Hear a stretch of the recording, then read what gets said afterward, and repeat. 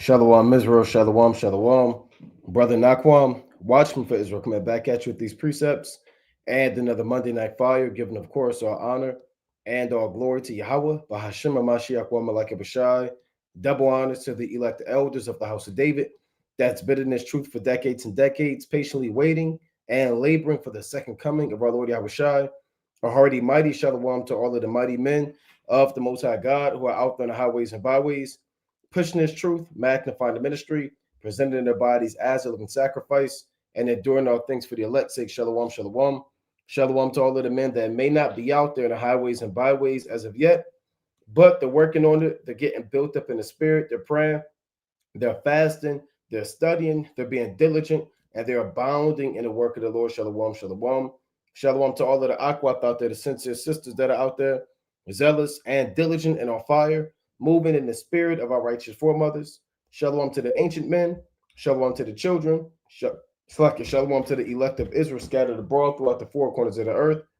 And shalom to everybody tuning in live through the spirit and power of Yahweh by Shema Mashiach Malak Rashai, Elder Daria Wash, Shalom, Brother Azariah, Shalom, King Shalom Williams, Shalom, Nadine Brooks Banks, Shalom, Don Israel Tamid, Aka Rectitude, Nigel Blends, Benjamin Youngwolf, Kasaya Servant 144K, Vernon Brody, Ephraimite Ak, and everybody else again tuning in and that will tune in, Lord willing, Shalom.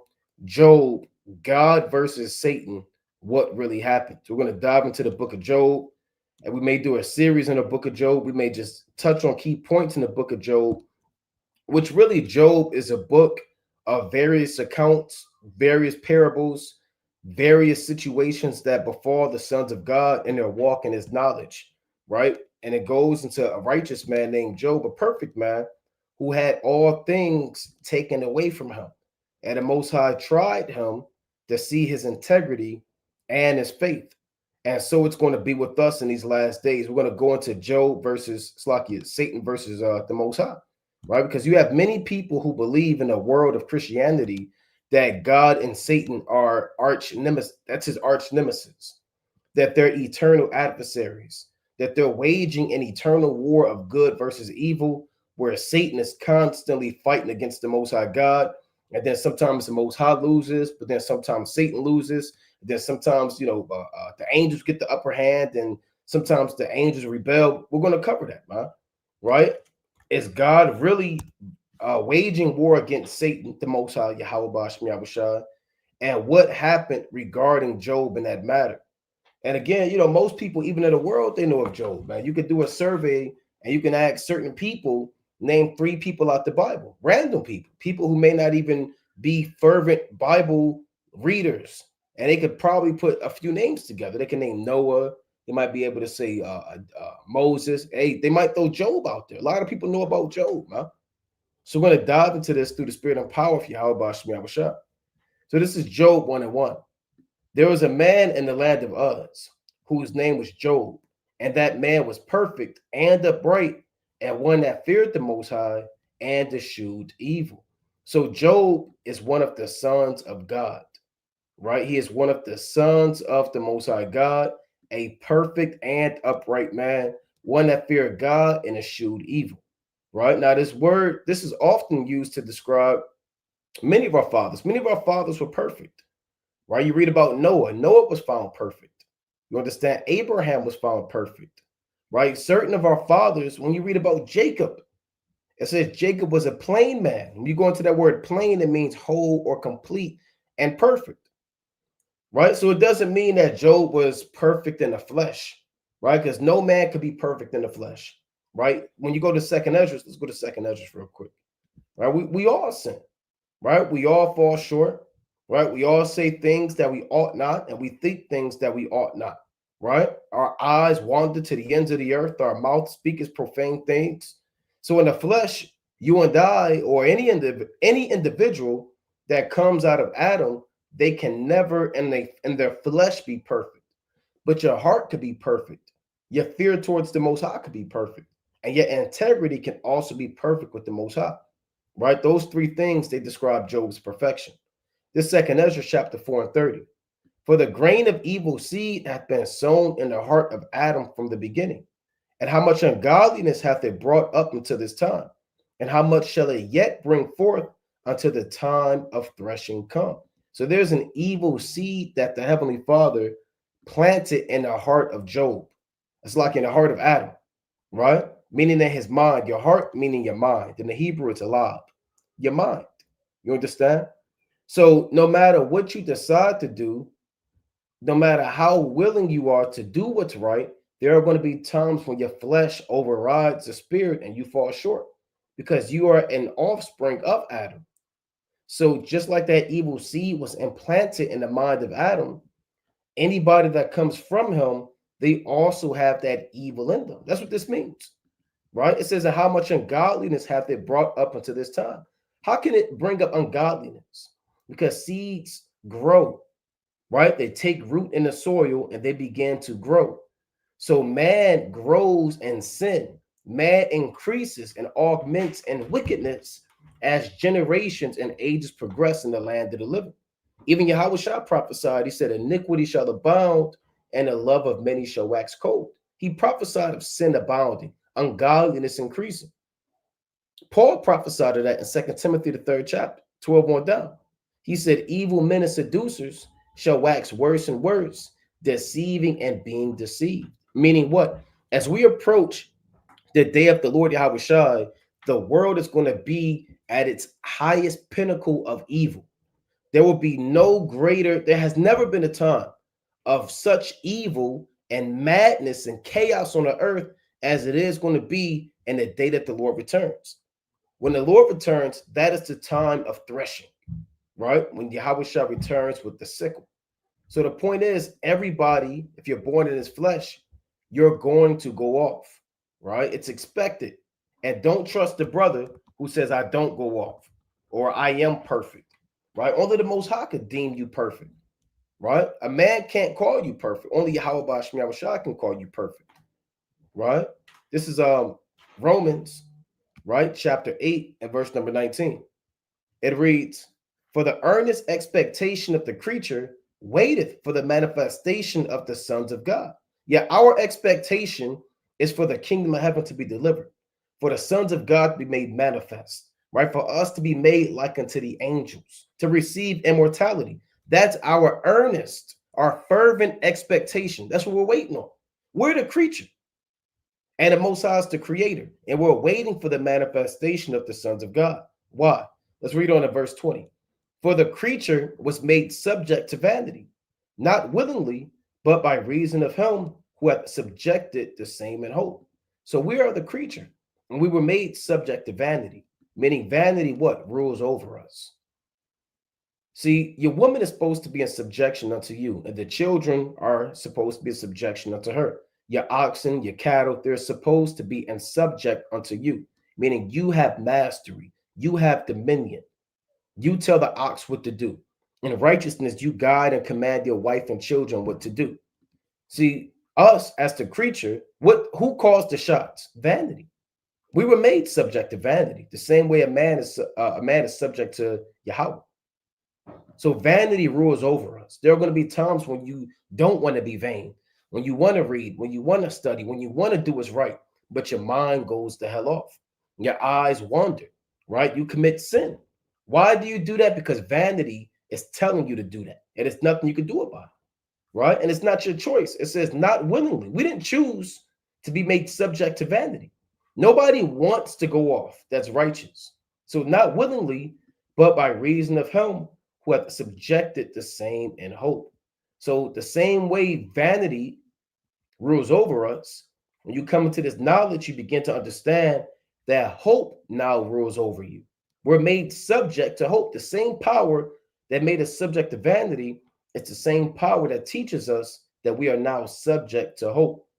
Which means what? We know that we can't save ourselves from these sins. We can't save ourselves from these bodies. It doesn't matter how many fasts you go on. You're still going to go off. You can do a 7th-day fast. That 8th day, you're going to go off. You might go off during that fast. You can pray 1,000 times twice told, and you're still going to go off. So all you know in the land of the living is you're hoping that the Most High delivers you from that vanity. See, Job was perfect. All praise to Yahweh Bashmi Shah. Not necessarily in the flesh, but he was perfect in the spirit because he feared the Most High. Let me get one more on that real quick in First Kings. Right? You got people saying you can't be perfect. Right? Now, this is First Kings chapter 8 and 61. It reads, "Let your heart therefore be perfect with the Lord our God, to walk in his statutes and to keep his commandments as at this day." So your mind can be perfect with the Most High. Remember, the Apostle Paul said, with the mind, I serve the law of God, but with the flesh, the law of sin. So your mind, as long as your mind and conscience doesn't condemn you and you have integrity and you want to serve the Most High, you'll fare well and get integrity and in your uprightness. That's how Job was. He feared the Most High and he eschewed evil, meaning he despised evil. Verse 2, Job 1 and 2. "And there were born unto him 7 sons and 3 daughters." Right? And having many children was a sign of a blessing. Right? Verse 3, "His substance also was 7,000 sheep and 3,000 camels and 500 yoke of oxen and 500 she asses and a very great household, so that this man was the greatest of all the men of the East." When it says men of the East, it means the men of Mesopotamia, right? The men of Mesopotamia. Those are the men of the East, men of Syria, the Medes, the Persians, the Chaldeans. All of those are men of the East, the Midians or Midianites, right? So he was a great man. He would be equivalent now to somewhat of a billionaire. Because remember, having sheep and camels and oxen, that was wealth. See, nowadays, wealth is manifest in paper money, right? How many $100 bills do you have?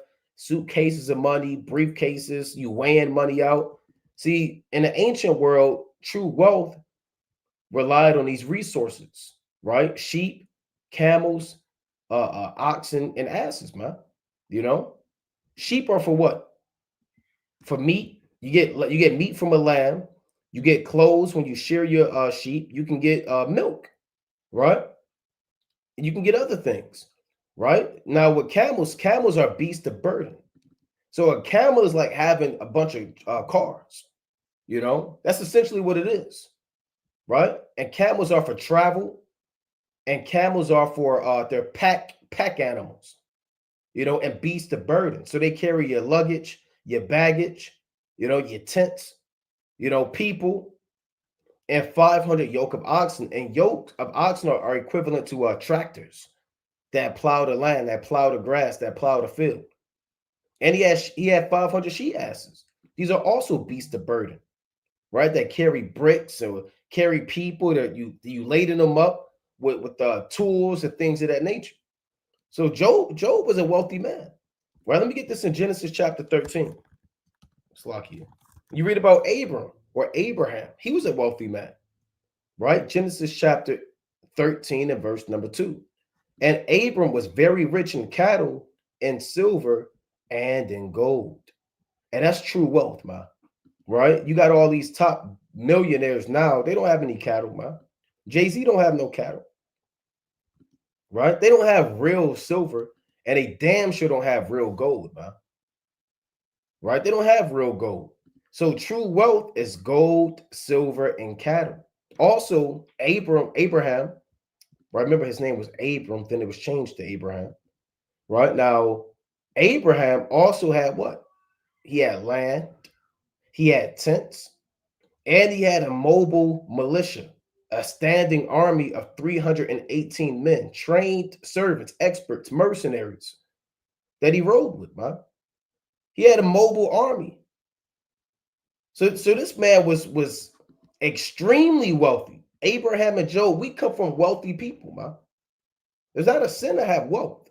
If you trust in wealth instead of the Most High, then it becomes a stumbling block to you. Or if you're pursuing and chasing wealth and storing up carnal treasures instead of storing up spiritual treasures with the Most High, then it becomes your demise.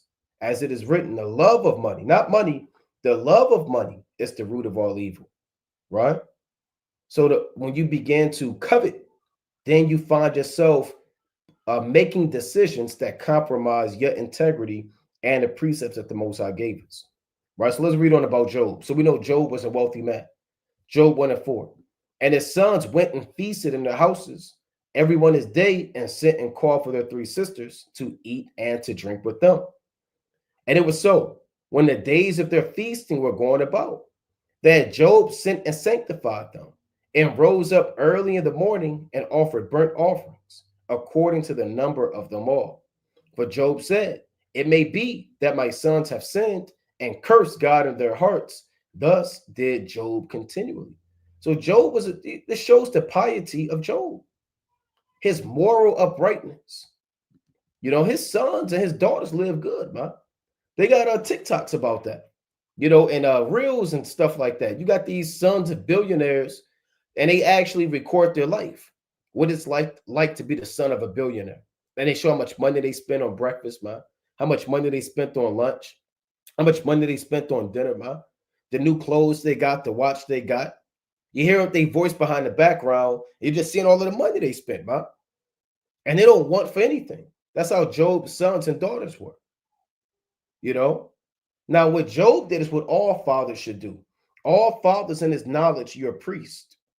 You are also a priest. So it's your job to make intercession to Yahweh Bahashmi Abishai for your family in the event that they may have sinned. Remember, your wife is a weaker vessel, right? Your children, they know not what to pray for as they ought. And there is folly bound up in the heart of a child, but the rod of correction shall drive it out. That's written. And some children know not good and evil, pursuing to Deuteronomy 1 and 30. So with all of that being said, it's the father's job to perceive that and constantly, early, late at night, pray to the Most High throughout the day that the Most High forgives his family of their trespasses and of their sins. It may be that your woman went off, man. You think your woman's going to lay down to you all of her trespasses? No. And there are things that we all do that we don't even know that's off. And that's why I tell you that in Psalms 19. Let me get that real quick.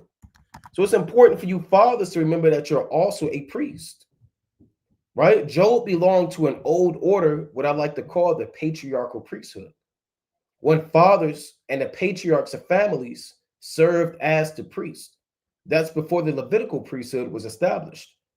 Abraham was part of that order, that ancient order, right? Noah was part of that ancient order. Adam and Seth and Enoch, all of those men were part of the ancient order of the patriarchal priesthood, where fathers pleaded on behalf to the Most High for the sins of their family and their children.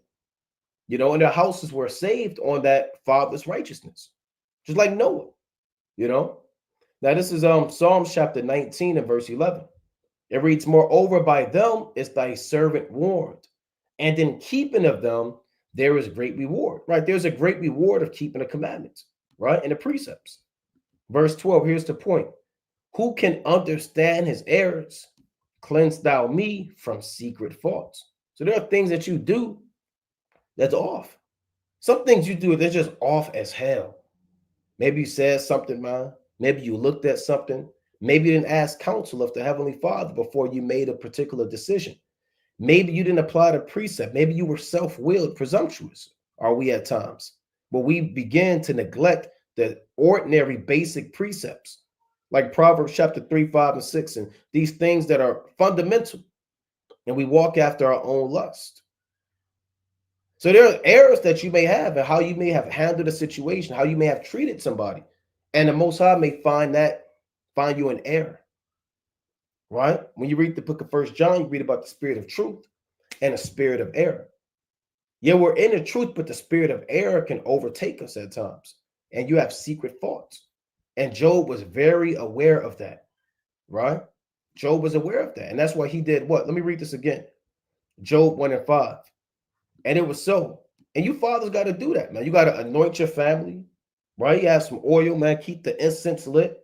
Drive out the evil spirits. You can't just sit down and read the book of Revelation for yourself all day. Right? That's madness, man. Or you're on 50 woman's DM looking for a second wife, man. That's also madness. So let me read this one more time. And it was so when the days of their feasting were going about. And a lot of stuff happened in feasting, man. You're drinking, you say something you might not say, you some wine, kind of get to you. You know, you made it a joke and the joke was off. And hey, Job knew about them things that happened in feasting, right? The house of mirth. And it was so when the days of their feasting were going about that Job sent and sanctified them and rose up early in the morning and offered burnt offerings according to the number of them all. For Job said, it may be that my sons have sinned and cursed the Most High in their hearts. Thus did Job continually. So continually means what? He had discipline. This wasn't a one-off kind of thing, right? No, he always did this, man. So you fathers should always do that, man. Let me get one more on that real quick. Jacob did the same thing. This is the book of Genesis, chapter 35 and verse number 1. And the Most High said unto Jacob, arise, go up to Bethel, and dwell there, and make there an altar unto the Most High, that appeared unto thee when thou fleddest from the face of Esau thy brother. The Lord said, go to Bethel, right? By Yahweh, the house of the Most High, right? Salakia. Read on. Then Jacob said unto his household and to all that were with him, put away the strange gods that are among you, and be clean, and change your garments, and let us arise and go up to Bethel, and I will make there an altar unto the Most High, who answered me in the day of my distress, and was with me in the way which I went. And they gave unto Jacob all the strange gods which were in their hand, and all their earrings which were in their ears. And Jacob hid them under the oak which was by Shechem. And that's the spirit that you fathers have to have, man. Right? You have to look at the sins, and sometimes you need a damn reset in your family, man. Hey, stuff get busy, man. Life is happening. We get Amos in here. Hello, King. Shalom, King. How you feeling? I'm smooth, man. No need to complain. How you feeling? Fighting a good fight. All praise to the Most High. All praise to the Most. Yeah, I was saying through the spirit. Yeah, sometimes you need a reset, man. You know, it's easy to kind of, I don't want to say lose your way, but things happen, man. You know, so you got to have that mind as a father. Say, you know what, man, we're not praying like we used to. We're not reading how we used to.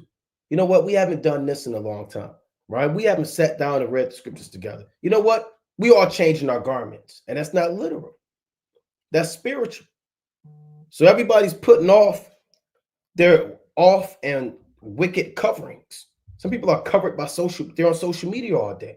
Hey, change your garment, man. Put that damn, delete your social media for a while, man. Some people are into, you might have a son, he's into video games all day, man. You know? In a world of tablets, everybody got a damn tablet, man. Hey, change your garments, man. And we're going a week without that, man. And we're going to fast as a household. And we're going to pray. I'm going to get y'all up. We're going to pray. We're going to do this. These are the things that this was the spirit of the ancient fathers. And the ancient fathers were into all types of things. They was into spiritual warfare, man, praying to the Most High. And these men were husbandmen. They were into agronomy, which is the study of plant life and cultivation. These men could fight. They knew martial arts and war. You know, they knew about the stars. So that's what the men are supposed to get back to, man. So Job was in that spirit. Are you ask something, this King, for move on?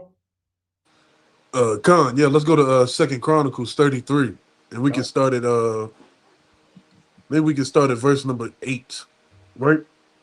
To let me back on the brother's point, you know, sometimes, you know, the Most High has to put you in a position to bethink yourself, right? The Most High has to cast you down low to examine everything around you, right? Because the lower state you're in, the more you're going to call upon the name of the Most High, right? If you're in your jollity and you're relaxing in your mirth and you know, all things to make you pleasurable, Shalom, King.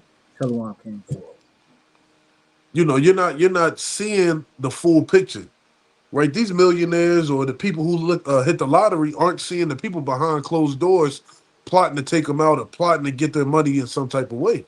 So the Most High has to bring you low for you to understand that you got to resort back to how you were in the beginning, right? And sometimes it's hard to get that love and that fight back, but you got to go through it, right? But this is Second Chronicles.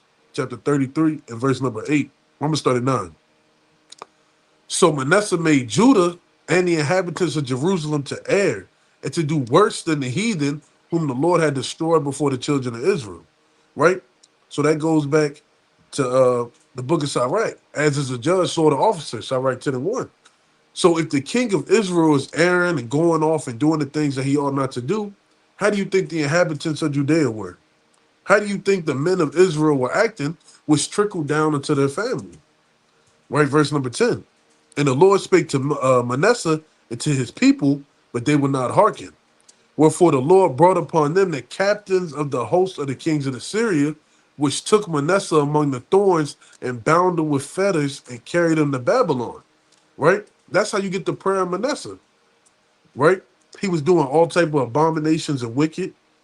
Right? But then the Most High humbled him greatly and brought him low for him to bethink himself and look upon the ways on which he can better himself, better his household, better his nation, so that he can get from that low estate. Right? Verse number 12. And when he was in affliction, he besought the Lord his God and humbled himself greatly before the God of his fathers and prayed unto him, and he was entreated of him and heard his supplication and brought him again into his kingdom, or again to Jerusalem into his kingdom. Then Manasseh knew that the Lord, he was God. Right? So once he got brought to that low estate, and like the brother was saying, we got to go back to that state of men governing their households the right way, right? Being priests of their own households, right? This is what we have to do when you get brought to a lower state, whether you be at odds in your house, right? Your children may act out. Uh, you may get in a car accident, Lord forbid. You may lose your job, right? Your electricity might get cut off. You have to beseech the Lord and entreat of him and make supplications, right? Verse number 14. Now, after this, he built a wall without the city of David on the west side of Gihon, in the valley, even to the entering at the fish gate, and compassed about Ophel, and raised it up a very great height, and put captains of war in all the fenced cities of Jerusalem. And this is the point right here. And he took away the strange gods and idols out of the house of the Lord, and all the altars that he had built in the mount of the house of the Lord in Jerusalem, and cast them out of the city. So once you get brought out of that lower state, right, you have to look around and see the things that are idols, like the brother said, tablets, right, your phone, anything that's separating you from your How about Shem Shah. You got to cast it from out of the city, man. You got to get it from out of your house or limit how much you use it so it doesn't overthrow you, right? We're in the days of overthrowing, right? The Most High giving people to their own devices, their own lusts. Right? So it's our job as men of the household, and I know the brother was going into it in Job, the first chapter, to be those priests, to observe, because priests were healers, priests were teachers, right? Priests were what else? Doctors, they were everything. Physicians. Physicians, they were everything to the nation of Israel. That's how you have to be in your house. You have to be everything. Right? They call them jack of all trades. Right? He can change your tire, change your oil, put a satellite dish on your house, fix the faucet. That's how you got to be in your house, right? Get back to doing manly things. Get your hands dirty, right? No man's hands should look like your wife's hands, man. Talking about I don't want to get calluses, right? Look, my hands are too nice to get bruises and cuts. Man, we were warriors, man. We had blood in our fingertips and fingernails from all the slaughtering we were doing, man. Now you got men who are metrosexuals, effeminate, right? I was talking to my rib last night or the day before. They got little young men wearing skirts now. They call it fashion, Yep. right? So we have to get back to being men and showing the young men how to be men. And the only way to learn how to be men is looking at the men before time, right? Because these were the manliest men of all time, right? But brothers got it. Come. Let's go to the mighty book of Ezekiel, right? Chapter 8 and verse number 8. Right. And to the brothers' points, man. Yeah, brothers got to be men, you know. And that goes with working out, that goes with reading, that goes with not being a hypocrite. Job was a man, and Job did the work, right, of the Lord. Right? You don't want to be secretive in your house too, because everything secret is going to come to light. It's the book of Ezekiel, chapter 8 and verse 8. It says, "Then said he unto me, Son of man, dig now in the wall." And the wall is spiritual because a man is like a tabernacle. A man is a representation of a door. Man is a representation of a wall. Right? A man is a representation, right, of the body of the Lord. And as you hide things, you're really hiding them in your house. And this is spiritual, even though this is physical, because the deeper you dig, and a lot of the times, coke dealers, and all type of people that do illegal activity, they hide stuff in the walls. They hide stuff in the attics.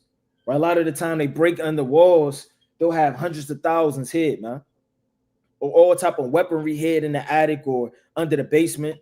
I'm thinking of that movie. I think it was Training Day, Yeah. when Denzel set up his so-called friend at the end. He knew exactly where it was, right? And what did they do? They start digging up under that ground in his kitchen, and all hell was right in between these walls, these baseboards, man.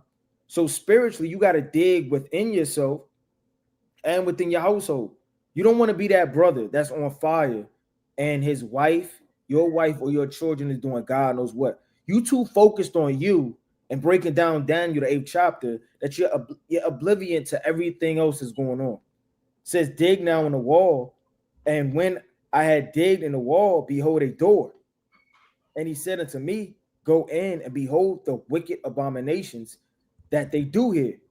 So he went in and saw, and behold, every form of creeping thing. These are idols. These things that were personified upon these walls as they were secretly worshiping them. An abominable beast and all the idols of the house of Israel portrayed upon the wall round about. And there stood before them 70 men of the ancient. This goes to show you these men were ancient men.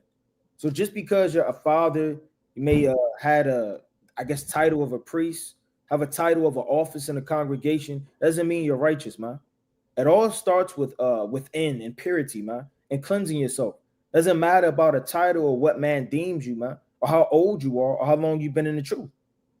It says, of the house of Israel, and in the midst of them, Jeconiah, the son of Shaphanah, with every man his censer in his hand, and a thick cloud of incense went up. And he said unto me, Son of man, hast thou seen what the ancients of the house of Israel do in the dark? Right? How many times was this said about you? I mean, if we could see the angels, how terribly trembling will we be in every amount of our activities throughout the house, man? Throwing dishes against the wall, screaming and yelling, right? Neighbors beating on the wall, your children crying, right? You smoking behind closed doors, you're fornicating behind closed doors. A lot of people are going the hell off. It's a difference between falling short through sin, you understand, and mercifully beseeching the Lord. And it's another thing by willfully giving yourself unto Satan and worshiping him. It says, every man in his chambers of his imaginary, for they say the Lord seeth us not, the Lord hath forsaken the earth. This isn't the first time wicked men have said that. They said that during the time of Noah. They said that in the book of Sirach, the 16th chapter. But this is a common thought that's in the mind of the foolish and the wicked, that the Most High seeth not. Just because the Most High don't manifest himself immediately or show you through a thunder, a lightning, or a sign, or an angel, or some type of destruction, abominable thing, like the Lord said in the book of Job, chapter 31. It's a, let me get that real quick, King. In Job chapter 31, I want to get this quick precept. Job chapter 31, and we could go to 3. Just because it doesn't happen immediately doesn't mean that the Most High isn't going to get up with you. It's the book of Job, chapter 31, and verse number 3. Right? It says, is not destruction to the wicked and a strange punishment to the workers of iniquity. So you'll get jammed up with a strange punishment just because that don't happen immediately. You think that the Most High forsaken the earth. Brothers, God. Yeah, that's right. That's right, man. And these are all beautiful accounts that brothers are going into. So the book of Job it covers many topics, man. It covers many topics through the spirit. It's one of those books. It's really written amongst the books of wisdom. right? You got the law, you got the prophets, you got the writings, and you have the, the books of wisdom. This with Proverbs and Song of Solomon, Ecclesiastes, etc. So we're going to read on in Job chapter 1 and verse number 6. Now there was a day when the sons of God came to present themselves before the Lord, and Satan came also among them. And the Lord said unto Satan, Whence comest thou? Then Satan answered the Lord and said, From going to and fro in the earth, and from walking up and down in it. And part of the title is God versus Satan, because Christianity will have you led to believe that Satan was a musician, a beautiful angel in the heavens, and he played the organ, and at one time he rebelled against God. And I don't really think they tell you the reason, right? Or what the hell happened, but he rebelled against God and he took 1/3 of the angels and he went down to the earth, man. Well, it tells you that Satan presents himself before the Lord the same way that the other angels do. These sons of God are angels. These aren't talking about men, right? These are angels who have to present themselves before the Lord. When you have to present yourself before someone, it means that that person is in control. It's like your so-called boss say, I need you in my office. And you got to present yourself before him, man. At an interview, you present yourself before who's ever given that interview. When you call your children, man, they have to present themselves before you, man. And they come down and they got to see what you want. So Satan, he presents himself before the Lord. That's part of his job. Satan is not, I'll put this out there. Satan, I want to choice my words wisely. Satan does a great job being the adversary. That's his job, to be the adversary, right? And Satan's on fire, man. He doesn't stop. He doesn't give up. He's always pushing. He's always doing the will of the Most High. Satan works directly for the Most High, and Satan in the Hebrew, Shaitan, which means adversary. Well, let me get a quick precept on Satan real quick. Right, let's go to Revelation, right, the 12th chapter. I want to get this real quick. Right, quick precept on Satan. This is the book of Revelation, chapter 12 and verse number 10. It reads, And I heard a loud voice saying in heaven, Now is come salvation and strength and the kingdom of our God and the power of his Mashiach.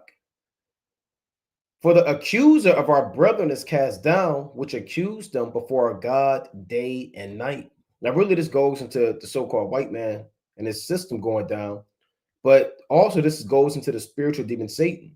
One of his titles is the accuser, right? What is an accuser? An accuser is similar to, in the world of court or the court of law, a prosecutor, right? A prosecutor. In the court of law, you have a prosecutor, and then you have the defense attorney, right? The defense attorney's job is to defend you from certain charges that you're getting from the prosecutor. Usually they'll say, Joe Smith versus the state of Maryland, right? And the state prosecutor is the top legal attorney or lawyer for the state. And it's their job to bring out all of your charges before the judge. And it's your defense attorney to make sure that those charges don't stick. So that's the role of Satan, right? On one level, Satan's job is to bring out the charges, to accuse you. And how does he accuse you? Once you sin. See, Satan, one more point before I don't want to get long-winded. Satan doesn't bear a false witness, right? He doesn't lie and say you did something, you didn't do it. What Satan does is the Most High has given Satan spirits and demons that he works with. And his job is, as we read in the book of Job, his job is to tempt you, with other demons and other spirits. So once you get tempted, you sin. And once you sin, it's documented. And then Satan, he goes right before the Most High and says, look, he committed adultery. And then the Most High says, yes, he committed adultery. And then the Most High judges you and you get stoned. So Satan's job is to bring out those accusations, man. I want to get one more real quick, right? Let me get that now because I quoted it. Let's go to Matthew 4, right? Matthew chapter 4 and 3. And when the tempter came to him, he said, if thou be the Son of God, command that these stones be made bread.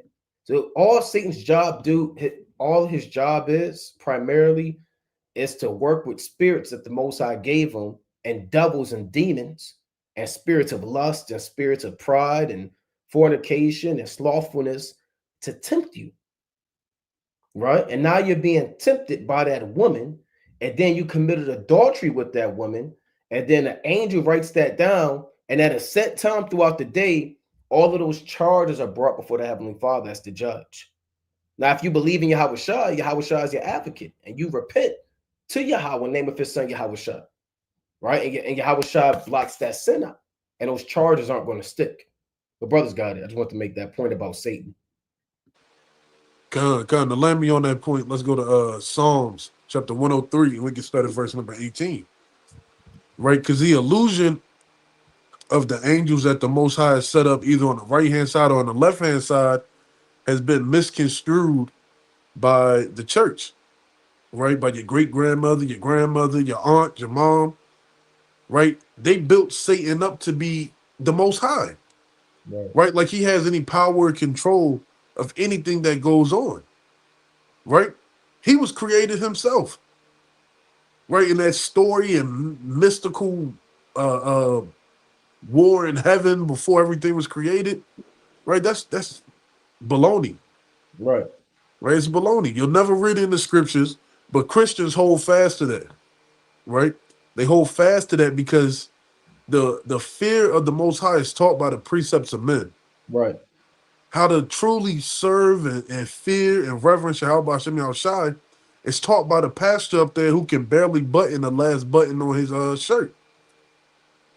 Right? We have to get back to truly figuring out how we fell short. Right? This is Psalms 103 and verse number 18. Right? I'm going to start at 17. But the mercy of the Lord is from everlasting to everlasting upon them that fear him, and his righteousness unto children's children. Right? A perfect example of that is the book of Job. Right? That's the perfect example of the mercy of the Lord being everlasting, and it's passed on to children to children. Right? Because look at Job's end compared to his beginning. Right? It's much greater. The increase was something he could never imagine. Right? Verse number 18. To such as keep his covenant, and to those that remember his commandments to do them. The Lord hath prepared his throne in heavens, and his kingdom ruleth over all. Right? So there's no other kingdom that's battling with the Most High's kingdom. Everything is the Most High's. Right? That's Sirach, the 42nd chapter. Right? Everything that you see, principalities, all that is created by Yahweh Shah to glorify the name of Yahweh. Right? Verse number 19. Bless the Lord, yea, his angels that excel in strength, that do his commandments, hearkening unto the voice of his word. Right? So all the angels hearken unto the voice of the Lord and the word of Yahweh Shem Yahshai. Right? There's angels that are set up, like we'll probably end up getting that precept, that are set up for vengeance. Right? It's angels that are set up to deliver you from troubles.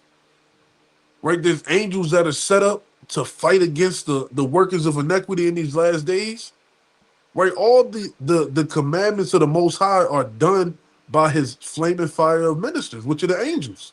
Right? Let's get Sirach 42 or Sirach 43. Salaki. I think I said 42 earlier. Right? Sirach 43. And we can start at verse number 5. Right? So all the works of the Lord are marvelous and beautiful. And what is one of the works of the Lord? The angels. Right? Even the demons knew who Yahushua was and bowed down to him. So you think that anybody has strength over the words of Yahweh Shem Yahushua is a complete lie and fallacy that's been pushed since the inception of these Christian churches. Right? This is Sirach 43 and verse number 5. Great is the Lord that made it, and at his commandment it runneth hastily. Right? So the Lord created all these works. Right? If you go to the beginning of the chapter, it talks about the works in heaven. Right? We can get it. The pride of the height, the clear firmament, the beauty of heaven, and his glorious show, the sun when it appeareth, declaring at his rising a marvelous instrument, the work of the Most High. Right? So all these things work in accordance at the voice of Yahweh Bashem Yahushai.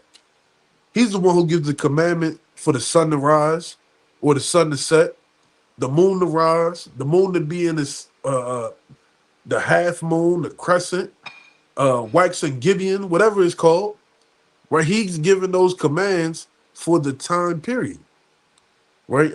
Let's jump down to verse number, we can jump to 8, 9, right? And it says, the beauty of heaven, the glory of the stars, and ornament giving light in the heaven, the highest place of the Lord, at the commandment of the Holy One, they will stand in their order and never faint in their watches. Right? So whatever the Lord commands these angels to do, they will stand in that order and never faint in their watches. Right? That angel that the Most High has to watch over you and protect you so you can get all the way to what's today, the 26th, 25th? So you could have lived to see whatever you was meant to see all the way up to August 25th in 2025. The Most High has given that command. Right? You got to understand that the order and the power structure, it always begins, middle, and ends with Yahweh Bashem Yahushai. So no in between. There's no ifs, ands, or buts. Nobody has a little say-so in this or a little say-so in that. It all starts and ends with Yahweh, and the name is only begotten Son Yahweh Shai. Right? But you got it, King. Come. Let's go to the mighty book, right, of Second Esdras, chapter 8 and verse number 20. Right now, really get this through Christianity. That's really where it stems from, Christianity. You know, I'm sure when brothers were younger and or in the world, we went to church and or, just heard of things that, Satan, he was jealous. He was playing the organ. He was floating around and he gathered up all of these, angels, and they rebelled against the Most High. I mean, you diving into these strange books, Book of Enoch, believe it says they got 9 heavens. You dive into these strange philosophies, books, and you dive into Christianity, it's going to twist up things, man. And the thing about Esau is that he'll take the truth and turn it into a lie, right? They say if you want to hide something, put it in a book, right? But he's giving you a book, right? But he put a spirit on it, like magic and sorcery, right? He try to twist up the truth and hide it in plain sight, man. It's the book of Second Esdras, chapter 8 and verse 20. It says, O Yahweh, thou that dwellest in everlasting, which beholdest from above things in heaven and in the air. So the Most High look at everything. Most High just not isolated in a corner in heaven. It says, whose throne is intestable, whose glory may not be comprehended, before whom the hosts of the angels stand with trembling. That means reverence and respect.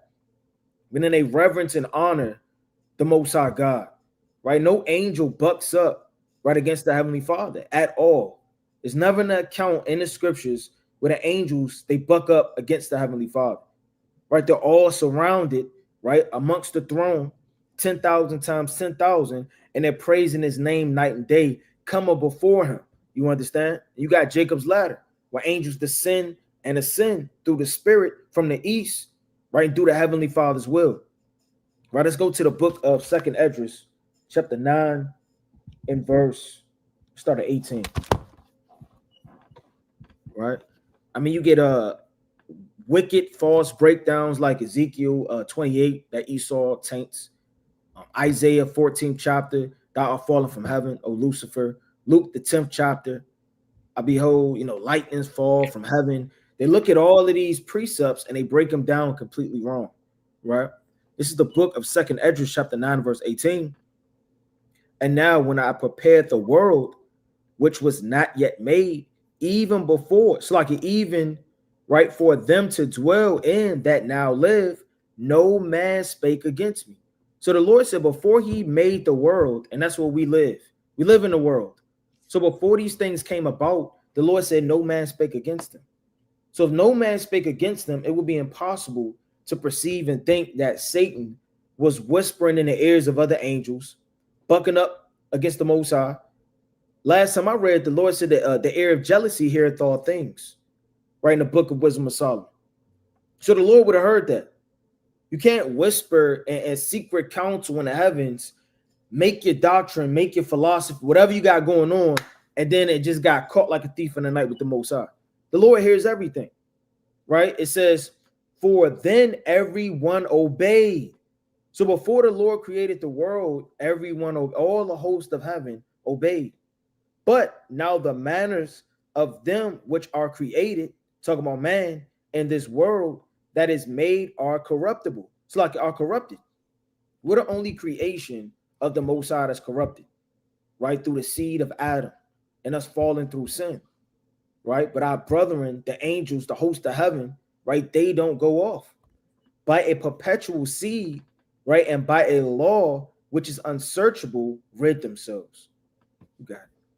That's right, man. And I was thinking about this precept to add to that in Job 31, right? So you got that's why the scriptures say be born again, right? You have to be born again, right? You got people saying Satan killed my child, the Most High did that, man. It says from the Most High belong the issues of death, paraphrasing, right? Psalm 68. So the Most High, he bring out death. But I want to get this in Job 31 and 35. It reads, oh, that one would hear me. Behold, my desire is that the Almighty would answer me, and that mine adversary had written the book. Right. So this is like, you have to look at this like a man that's in prison, right? For no reason. Right. He got locked up, beat upside his head, and thrown in the prison cell for no reason. And he want to see his charges. Right. What did I do? You got people doing that now, man. Right now, as we speak, you got people with two hands on the bar. They in some solitary confinement, and they want to know, what did I do? Right. I didn't do it. It wasn't me. You got the wrong person. So Job is in a state of prison in his mind based off of the things that were taken away from him. And his one desire is like, Jake, I just want my phone call. I want my court date. Right. A lot of people's they be in jail waiting to get their court date, and a court date get pushed for 4 years, man. That's hell. Here you are in prison for something you never did, right? Your court date is August 26th. You ready, man? You know, you think you're gonna see your family in the damn what's that? The seats, man. You know, ready to go. You know what you're gonna say, man. You've been in the damn prison library, all for the damn warden to come by and say, yeah, we pushed your damn court date, 5 months from now, 2 years from now. That's hell. Job said that's what he was going through, man. My desire is that the Almighty would hear me, and that my adversary have written the book. So I want to see the charges. Who did the charges come from? The adversary. Who is the adversary? Satan. Is this an actual book? No. But the Most High has it documented, just like you have charges documented against you. They call it your jacket, your files. Right? You go in that room, they throw that manila envelope, and they open it up, and they start showing you all of the things you did, man. Don't they call it bookings? I got booked. Because when you get booked, those are your charges. Verse 36. Surely I would take it upon my shoulder and bind it as a crown to me. Right? I would declare to him the number of my steps. As a prince would I go near unto him. Right? So he wants to go near before the Most High. Right? And plead about why he has these things put against him, why his family was taken away from him, why his wealth was taken away from him, why his woman turned against him, right? He wants to show the Most High that he's innocent. So, this goes back to the point that brothers are bringing out. This proves that Satan, he worked for the Most High. And his job being an adversary is to have you be condemned in the day of judgment, So I wanted to get that too, to add to brother's point. And we go back to Job, the first chapter. Did brothers have anything else on that precept? 1 and 6. Okay, so Job 1 and 7. And the Lord said unto Satan, from whence comest thou? Then Satan answered the Lord and said, from going to and fro in the earth and from walking up and down in it. Yeah, and he's not going up and down and walking to and fro, handing out, parlays, man, and cupcakes and ice cream cones. When he's going to and fro, he's tempting people, putting spirits of murder on the earth, spirits of adultery, spirits of blasphemy. That's his job, to go to and fro on the earth. Now, a lot of people think that Satan, the Most High really didn't know where Satan's whereabouts were, or where you coming from. This is written for our learning today. There are certain things that are just accounts for us to understand the dynamic of Yahweh Shai and his works. It's not as if the Most High was ignorant. Like the brother said in Wisdom of Solomon, the ear of jealousy heareth all things. You think the Most High doesn't know where Satan is, man? He said, where the hell you been at? Where were you? No. So this is just written for your learning, or our learning, rather. Verse 8, and the Lord said unto Satan, hast thou considered my servant Job, that there is none like him in the earth, a perfect and an upright man, one that feareth God and escheweth evil? And I often think about this too, real quick, is that I think about this could apply to, and it does apply to every single one of us every single day. Every day the Most High could be up there in the third heavens saying, hast thou considered my servant John? Hast thou considered my servant, Sarah, or whatever your name is? Every day the Most High puts you on trial. Have you considered this brother right here, man? There's none like this brother on the earth. He prays, he reads, he's sincere, right? He hates evil, right? He does the work. She loves her husband. Have you considered this person? I know you're going to all these other people, but what about this person? Have you tried this person today? Have you tested this person today? Surely if you test this person, they will pass. Have you considered this person? Right? This person's upright. They'll never fail. But brothers got it. I don't want to be long-winded. God. Let's go to 1 Peter chapter 4 and verse number 12. Right? And, just to equate everything, we're supposed to be a representation of Yahweh Bashem Yahushua. And Esau, on the other hand, is a representation of, Satan, right? He's supposed to be the one who leads you astray, right? And what do our people do? They put their trust in Esau and all that they do, right? Their medicines, right? Their doctrines, right? The money, right? Their trust in this society. Before we get that, let's go to Isaiah chapter 14. Is that the one I want? Yeah, we can start Isaiah 14 and 14. Right? We'll start at 13. It says, for thou hast said in thine heart, I will ascend into heaven. I will exalt my throne above the stars of Yahweh. I will sit also upon the mount of the congregation in the sides of the north. I will ascend above the heights of the clouds. I will be like the Most High. And that's how Esau has done. Right? He has corrupted the minds of our people to have us look at them as God. Right? We always say, I can't. If I was a white man in a suit, you wouldn't do that to me. Right? You would speak if I spoke to you. So Esau and all his witchcraft, like Ariah was saying, they put the Bible in our face and made it a book of sorcery and witchcraft like it's Harry Potter. Like it's far-fetched for any of these things to happen. So what does Esau do? He makes it so he looks like the Most High. Right? He healed Snovit Snap Bleed, right?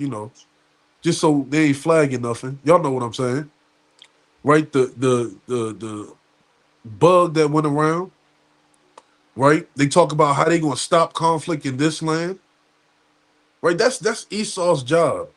Esau's job is to try to cause confusion and manipulate and then accuse you, right? Everything they do is the works of Satan. Everything they do is just a manifestation of what they're made to be set forth to do. Right? Just wanted to drop that real quick. But let's go to 1 Peter chapter 4 and 12. So like Right? y'all are down backstage too. Con.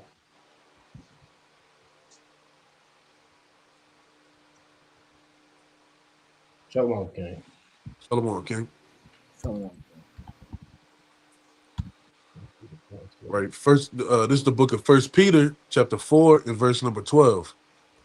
It says, "Beloved, think it not strange concerning the fiery trial, which is to try you, as though some strange thing happened to you.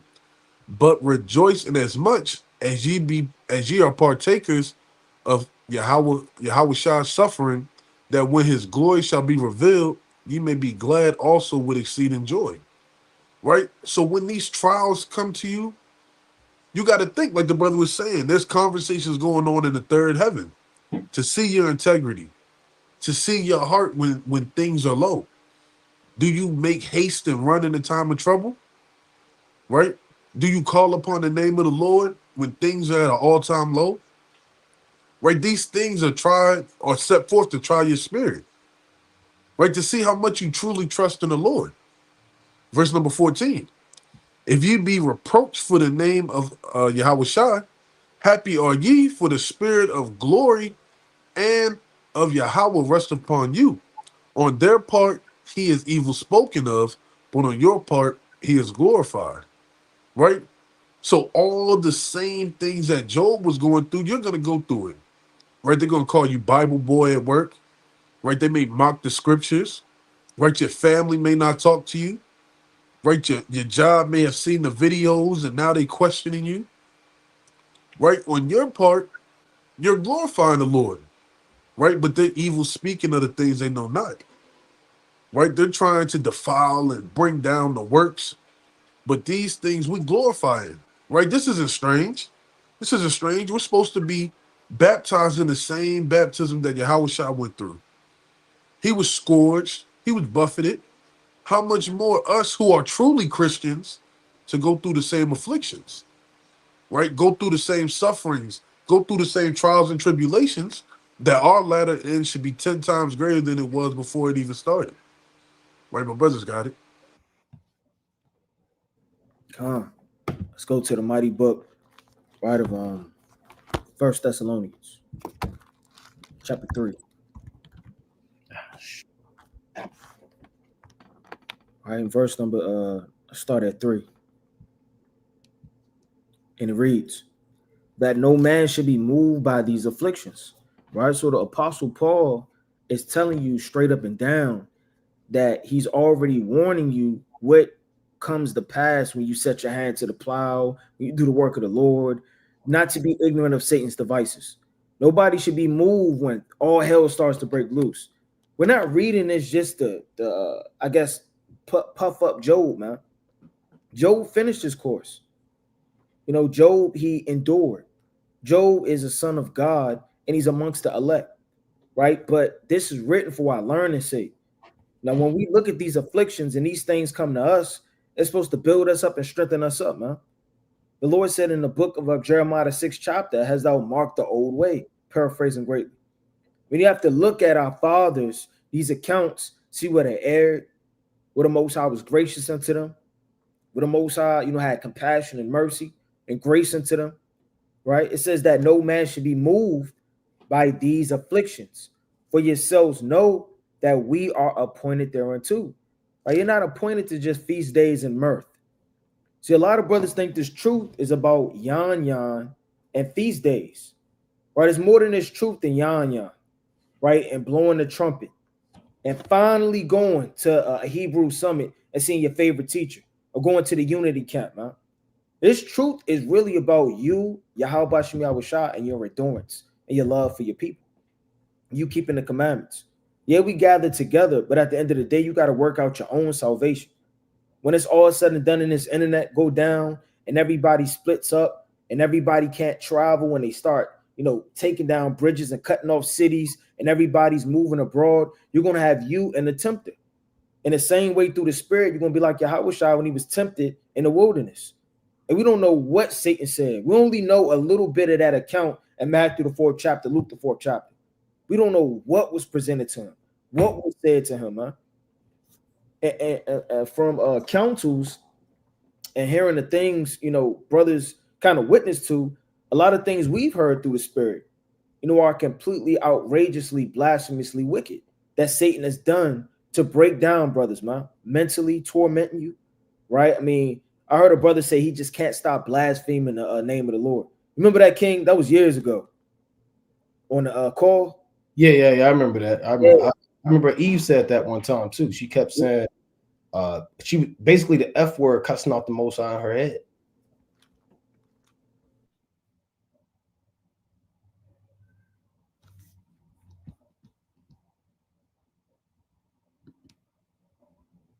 Oh, the brother must have muted. But yeah, man. That was like the brother said. We done seen these things, man. And them spirits can hop on brothers, man. But hopefully the brother come back. But I'm gonna let the brother finish that. But I'm gonna get this real quick. Unless you have something, Yaradan, I'll let the brother get back to his precept. You have something, Yaradan?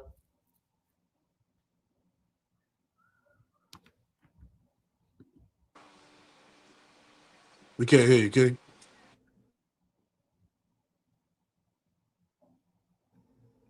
Con, you had something, Yardan? Yeah, your sound not working. La. You got it, Ryan. Oh, I can hear you, Yaradan. Con, you got it, Yardan. I'll finish after you. No, I didn't have none. You got it, King. Okay, Con. Yeah, I finished that precept. Yeah, but like, I mean, just blasphemy. Like, and that's Satan. Because those sisters and those brothers, they don't really want to even think those things. So I mean, Satan, like the scriptures say, you don't know the wiles and the depths of Satan. Man. This is the book of First Thessalonians 3 and verse number 4. For verily, when we were with you, we told you before that we should suffer tribulation, right? Even as it came to pass, and for this cause, when I could no longer forbear, I sent to know your faith, lest by some means the tempter have tempted you. The tempter is Satan, right? He's called the tempter because every day, all day, he's tempting you. He's tempting you with food, right? Unclean foods, overeating. He's tempting you with lust, with women. He's tempting you with a better job and opportunity. He's tempting you with traveling and moving somewhere that may be not good for you. I mean, all temptation doesn't have to be a covetousness. All temptation doesn't have to be sexual, man. Right? He could set you up with a job somewhere, a bigger house, right? He can set you up, and I mean, it could be beautiful, but you move away from the church, right? So I mean, anything could really tempt you and move you out of this place. It says, and your labor be in vain, because the Most High doesn't care how much you labor, man. Right? It really matters when you endure to the end. It's a lot of brothers that may have done mighty works, like a Judas Iscariot, man. Right? He was a treasurer. He handled money. He traveled. Right? I'm sure he did many prayers and many acts with the Lord, but all of that went in vain because he got tempted by Satan and got overthrown. I got one more in the book of Romans. This quick precept. Romans chapter 16 and verse 20. Right? I'm gonna start at 19. Right? It says, "For your obedience is come abroad unto all men." And that's the type of sincere spirit you want. "I am glad, therefore, on your behalf, but yet I would have you wise unto that which is good and simple concerning evil." I mean, I gotta warn you about evil, man. Evil again isn't just cigarette smoke. It says, "And the God of peace shall bruise Satan under your feet shortly." What does this mean? It means you're going to conquer Satan. When you're going to overcome lust, fear, demonic spirits, thoughts. Meaning you're going to get the victory through Yahweh Shai. You're going to conquer, right? Not that, Satan is going to be destroyed, right? He'll never exist anymore.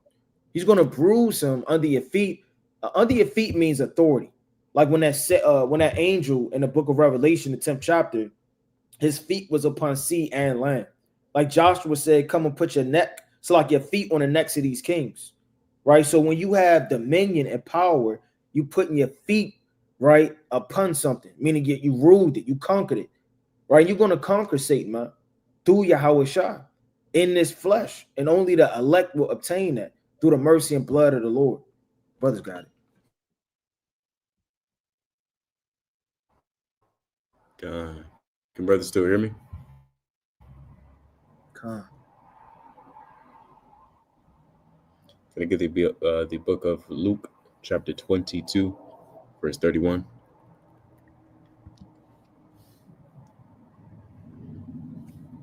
I was meditating on this today. It reads, so verse 31. And the Lord said, Simon, Simon, behold, Satan hath desired to have you, that he may sift you as wheat. So it goes to show that Satan is actually desiring to pull people out of this truth. So the same way that the Most High is looking upon men, the angels look upon men look upon men. Even Satan is looking upon man to see who he may desire to sift out. And we can't really get into the mind of Satan, neither should we, but there's no telling how calculating his devices and plots and schemes are when it comes to devouring men. And he knows everybody's weak points. That goes without saying. Satan knows what you're going to be weak to. We see it all throughout the scriptures. And so you got to be 10 steps ahead of Satan and be prepared for the things such as the darts, the temptation, and everything in between that he's going to hurl at you. Because if this man is your enemy, your adversary doesn't just tell you what time of the day he's going to come against you. He's going to come against you like a thief in the night. He wants you to fall. Somebody that wants you to fall is going to tell you. They're going to plot and scheme. So that's his entire idea. That's his entire blueprint, is for you to fall away and to be destroyed by any means necessary. And by any means necessary isn't said loosely. It's meant by literally any means. The brothers already mentioned it out. He may take away or remove, and Satan really has permission by the Most High to do anything, to do a lot of things. Right. And so he may have permission to remove this man from your life, or this woman from your life, or this child from your life. I mean, we know the accounts of Job. We can read about the accounts in Joseph as well. I'm gonna get that. That's actually my next verse, the one in Genesis. Joseph and Potiphar's wife. Genesis 39 and or 43 and 35 went down. We'll start at we'll start at 8, 9. Let's said start at 5? verse. Start further down. I don't want to be too long-winded. You can start verse 7. Okay. And it came to pass after these things that his master's wife cast her eyes upon Joseph. It was really Satan. Satan cast his eyes upon Joseph, but through this woman. And when you read, and I believe in Book of Samuel, it reads that that David numbered Israel, but I believe in Chronicles, I think Satan jumped on him to number it, if I'm not mistaken. Right. But with that, I want to continue. And it came to pass after these things that his master's wife cast her eyes upon him, and she said, "Lie with me." Very blunt, very bold. Sometimes spirits are going to come against you really boldly. Lie with me. There was no seduction. There's no bat in the eyes. There's no flirt, no kiss, no doing this. She could have did this. She just said, "Lie with me," real boldly. But he refused and said unto his master's wife, "Behold, my master wotteth not what is with me in the house, and he hath committed all that he hath to my hand. There is none greater in this house than I, neither hath he kept back anything from me but thee." So he acknowledges his position and his place in his house. And he also recognizes what the Pharaoh have given him. And he also recognizes the things that he can't have. And you have to realize that too as a man. You can't have everything. Same verse, verse 9. Because thou art his wife, how then can I do this great wickedness and sin against God? So Joseph understood the concept of adultery, because that's what sin that he's referring to. the act of lying with another man's wife. Verse 10, and it came to pass as she spake to Joseph day by day. And it doesn't express or detail, how often throughout the day. Maybe it was all day, maybe it was a few hours, maybe it was 30 minutes, but it was definitely day by day. And anything that's annoying and or an adversary against you, that's pressing upon you day by day, I mean, the purpose is to wear you down. This is spiritual war. The same way if you envision actual war, I mean, when you have a wall, you have the people on the outside attempting to get in. And they do it day by day. They break down these walls, and a wall doesn't always come down as quickly. Some men can be strong in the beginning, and then your walls just start crumbling and get weaker and weaker. Some men, they tear down their own walls just to invite men in, and/or a spirit, and/or a woman, whoever. And as we continue to read verse 10, and it came to pass as she spake to Joseph day by day. So this is a verbal assault, sexual harassment in a work environment. And there's no telling what she said either. That he hearkened not unto her, to lie by her, or to be with her. But he hearkened not, meaning he pulled his ears away from that temptation, meaning he remained preoccupied in all the other affairs and duties that was given unto him by Pharaoh. And in the same way, in a similar manner, we can see that with us in the Most High God. You may have that spirit, that woman creeping into your phone, texting you, or maybe that man who keep offering you that blunt, or perhaps somebody keep offering you a lot of money to sell out a brother. Yeah, that is a lot of money. Kind of doing this. Just meditating on wickedness. And so he denied her day by day. Verse 11, and it came to pass about this time that Joseph went into the house to do his business. And there was none of the men of the house there within. And so he was preoccupied.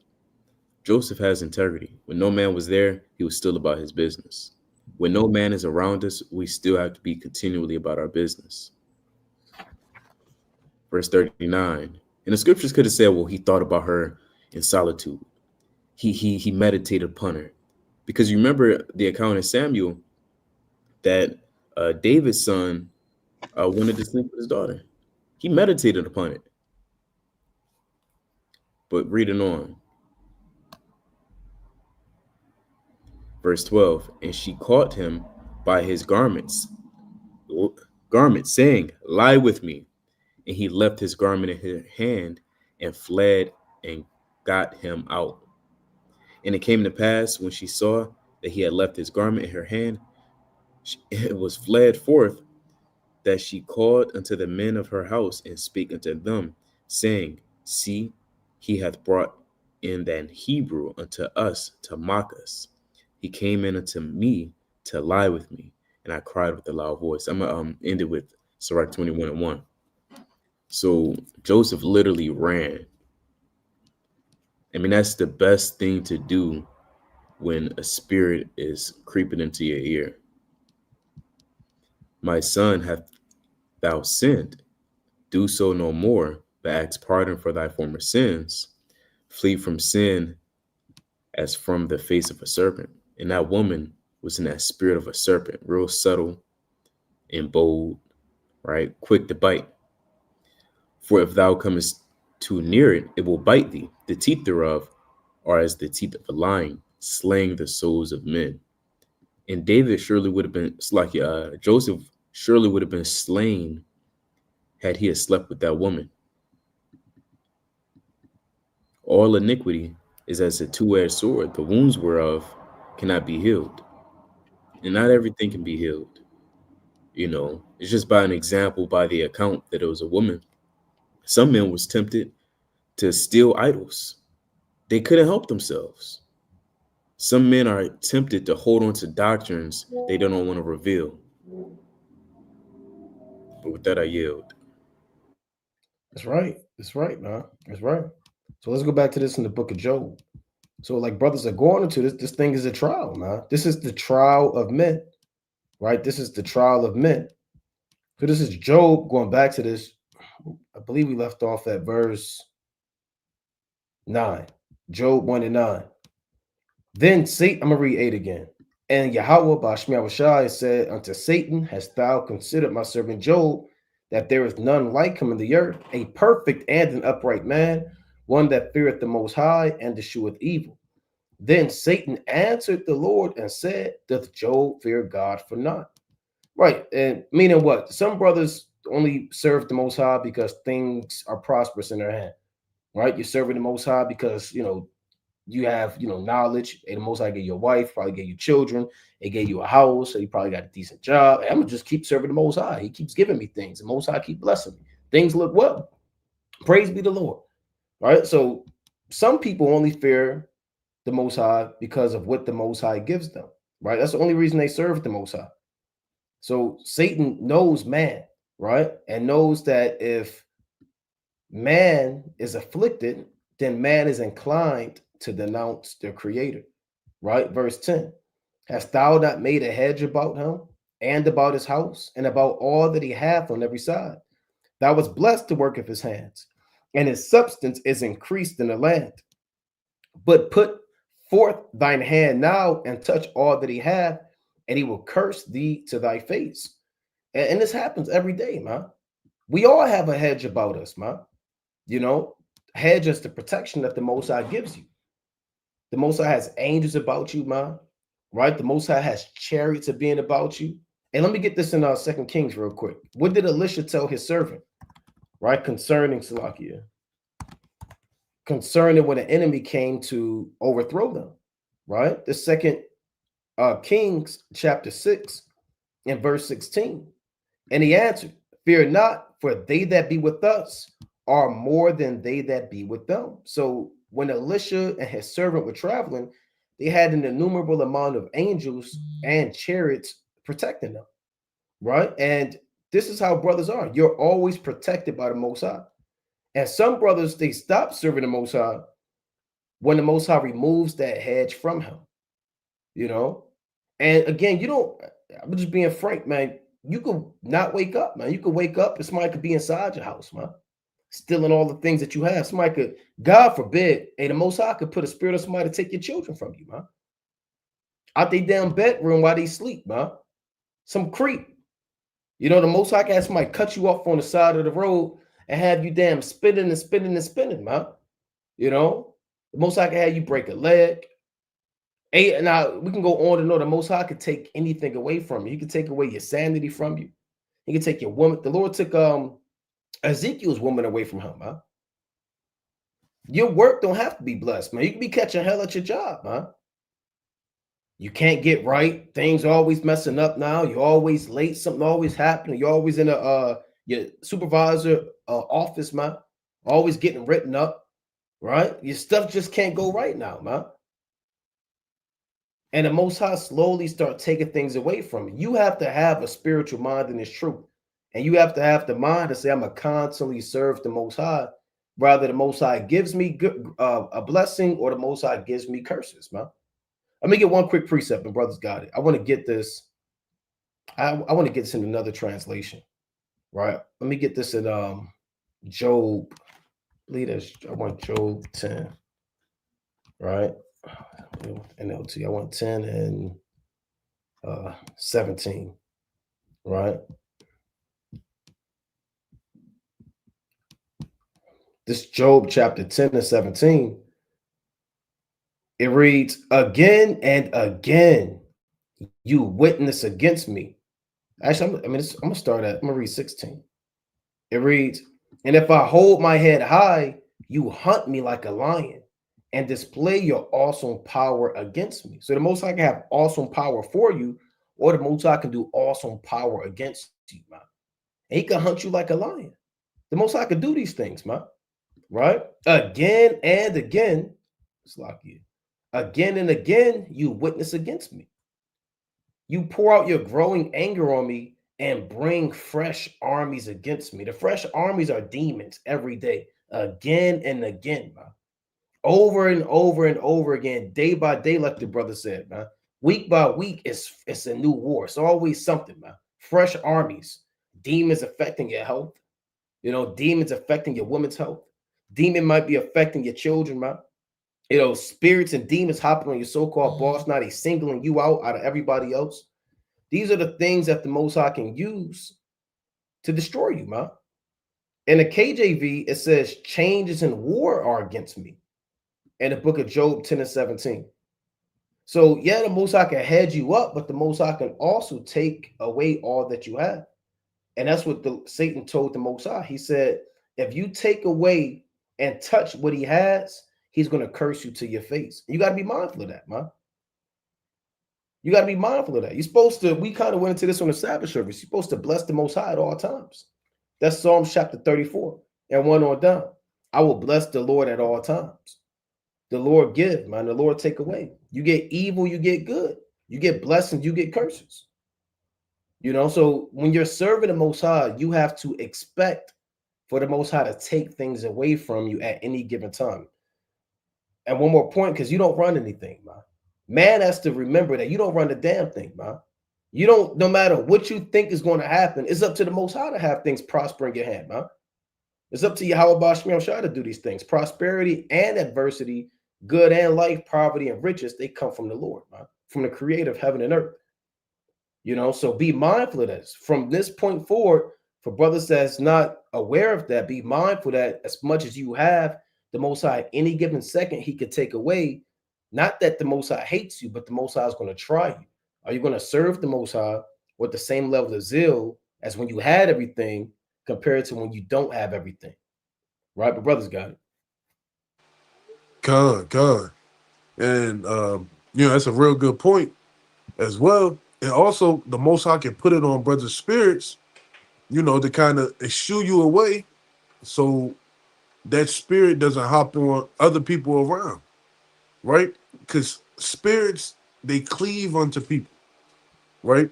They cleave unto people who may be weaker in the faith. Satan hop on them, right? Go to the next person, Satan hop on them, right? That's why you got to build yourself up through the precepts, right? Let's get Psalms 119, 104. Right? You got to build yourself up through these precepts so that you can figure out how to hate the way that'll cause you to stumble. How you can avoid being around those that can cause you to give up the ghost. Right? This is Psalms 119, 104. It says, through thy precepts I get understanding, therefore I hate every false way. Thy word is a lamp unto my feet and a light unto my path. I have sworn and I will perform it, that I will keep thy righteous judgments. Right? So through the precepts, you'll learn to give out righteous judgments. Right? You'll learn to discern what to slap on the wrist and what to what do they say, bring down the hammer. Right? Sometimes you got to bring down the hammer in judgment. Right? To give the person over unto Satan so that it doesn't destroy the church or the body. Right? Let's go to 1 Corinthians chapter 5 and verse number 1. Right now, we're not saying that every situation you just throw somebody off to their own demise or their own destruction. But there's certain acts and things that you can't allow to have around the congregation. Right? You can't allow to have around children and brothers' wives.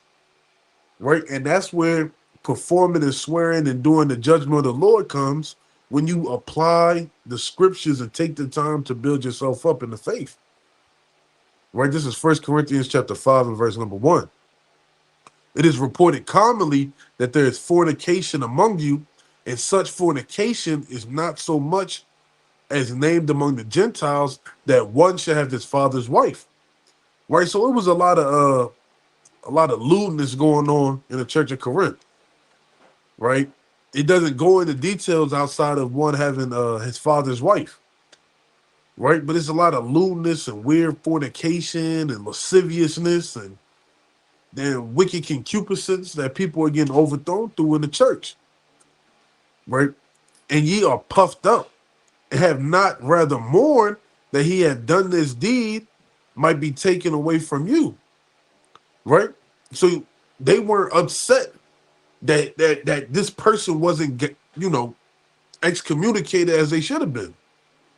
For verily, as absent in body, but present in spirit, have judged already, as though I were present concerning him that has done this deed, that has so done this deed. In the name of Yahweh Shah HaMashiach, when you are gathered together in my spirit with the power of our Lord Yahweh Shah, to deliver such as one unto Satan for the destruction of the flesh, that the spirit may be saved in the day of the Lord Yahweh Shah.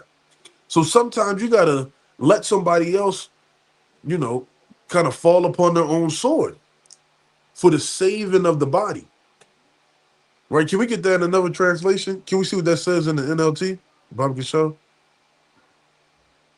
You know, and you can't be ashamed if somebody doesn't want to get reproved or somebody doesn't want to be corrected and they're doing things that ought not to be mentioned, to get them the hell away from you. Right? To cast someone to Satan is to cast them to their own temptation that they placed over the Most High. Because that's all it is. It's idolatry. Right? It's idolatrous works. So, like, it's idolatrous works that are going to destroy the body. Because soon as somebody else does it, then the next person does it, then the next person does it, and it's just corrupting the whole body. Right? So this is in the NLT, it says, I can hardly believe the report about the sexual immorality. Salaki, Somebody, I'm gonna God, go to I'm gonna go to verse 5. God.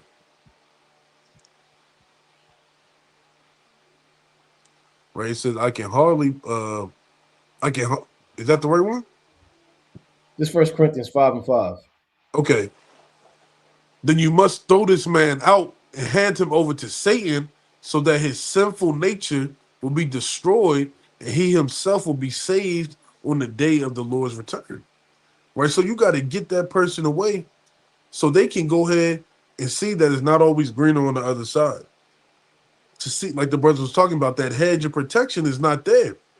And you see the acts and the repercussions that come with it, that he may be saved on the day of the Lord's return. Right? So though the flesh may be destroyed, right? Though they may fall and never get back up, they'll be saved when the Lord returns. You know, most high willing, but that's what you have to do at times. Just so the body can be safe. The body can continue to do the work. The body can be clear of the inequity and have a clear conscience to serve Yahweh Ba'Shem Yahushua the right, Yahweh Ba'Shem Yahushua the right way. Right, but brothers got it. Khan, that's right.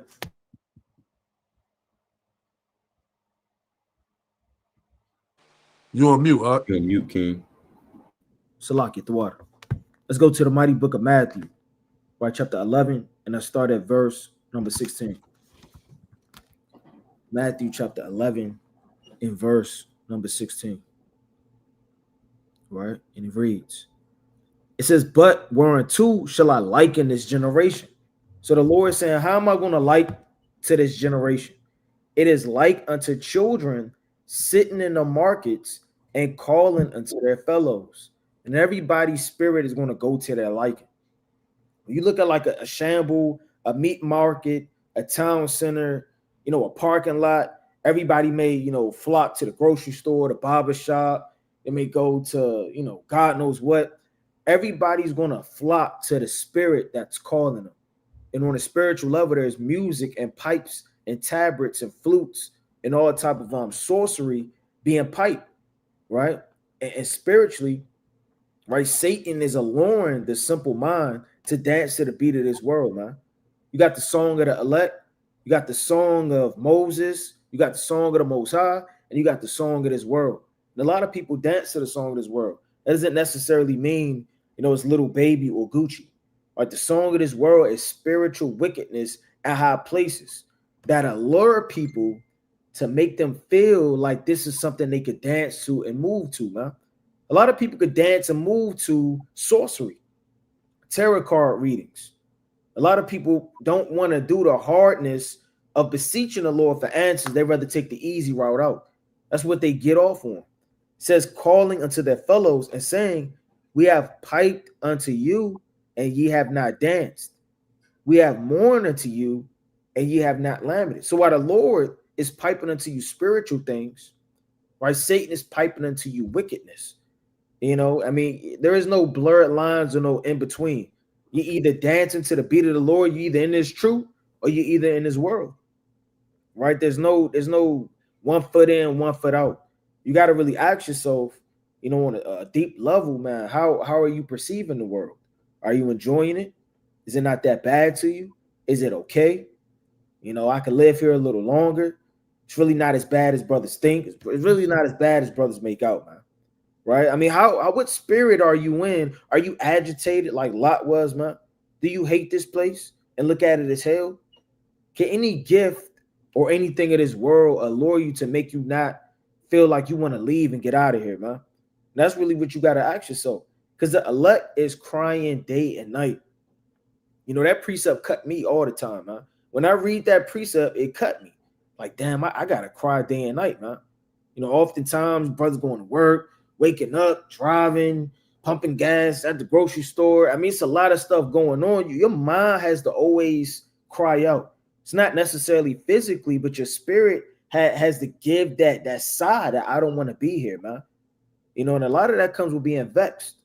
Not only you walk around with an umbrella all day, you know, and it's not raining, but nevertheless, you want to have a spirit of not being complacent in the land of your captivity. The Lord said, how happeneth Israel, man? Right? You just waxing old in a strange land. Let's get the mighty book of Matthew, right? Chapter 12 and verse, I start at verse 27. Right, Matthew chapter 12, and I'm gonna start at 26. If Satan cast out Satan, he is divided against himself, and how shall his kingdom stand?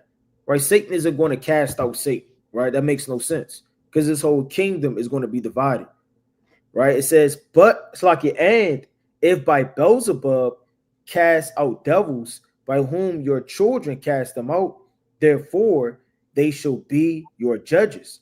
But if I cast out devils by the Spirit of God, then the kingdom of God is coming to you. Or else, how can one enter into a strong man's house and spoil his goods? And brothers' goods get spoiled in this truth, man. Right. Goods is spirit, your mind. A lot of people mind not right, man. You know, their mind just not right. You look at a brother, you can just tell. Like, damn, if I was in his vessel, what the hell is he thinking? What he got going on, man? You know, when a brother in the spirit, he's attentive, he's laughing, he's joking, he's aware, right? He's always trying to learn. He's trying to put his hand to the plow. But a brother out the spirit, his countenance is bad. He's always looking around. He never heard the precept. He don't really perceive what's going on. He hanging on by a thread, right? Satan to come in and spoil all your goods. Take your wife, mind, your children, right? Have you on autopilot mode. Autopilot mode is the worst thing you could be on in this truth, man. Any brother that drives for a living, and or if you just been on a road trip or just going to the grocery store, man. If you on autopilot mode while you driving and you look off or you gaze or you thinking about something and you're not aware, you're liable to have your life at stake, right? Go ahead, King. I was going to say they refer to that as highway hypnosis, if I'm not mistaken. I ain't know that. Right? Highway hypnosis, right? And these things, you know, brother could get sidetracked, you know, as he's driving, his mind escape into somewhere it ought not to be. Next thing you know, slam right on the brakes, man. And whether the Most High preserve you or not, you know, and that's on a physical account, how much more spiritually, right? These feast days is coming up, tabernacles coming up, more the blowing of the trumpets coming up, new moon coming up, right? All these spiritual things is coming up, and you on autopilot mode, man. Right? Hypnosis. Next thing you know, if you don't wake up and get yourself together, you could crash spiritually. You're liable to offer up an unjust sacrifice. You're liable to not refresh on the commandments to keep them as well as you should. Is the first day a convocation or the last day or both days? What did we do last year? Right? Start making foolish decisions. It says, except he first bind the strong man, then and then will he spoil his house. Right. So I mean, brothers gotta really perceive it's war going on. People kicking in your door trying to spoil you your goods. Satan is after you. Brothers got it. Con, brothers, hear me? Con. Can you Google that term highway hypnosis, Bob Kashar? It'll line me back off the brother's point. I think Amos told me about this some years ago. Highway hypnosis, also known as white line fever, is a trance-like mental state that occurs when a driver operates a vehicle for long distances on mountainous roads. In this state, the driver performs necessary driving actions without conscious awareness or memory of doing so. So you don't want to be in highway hypnosis and it's truth. You zoned out, you bugged out, and essentially, on a carnal level, highway hypnosis, but on a spiritual level, I mean, you just zoned out, you bugged out. And if you had highway hypnosis, that's when you're driving, you're like, oh, I didn't know I was driving.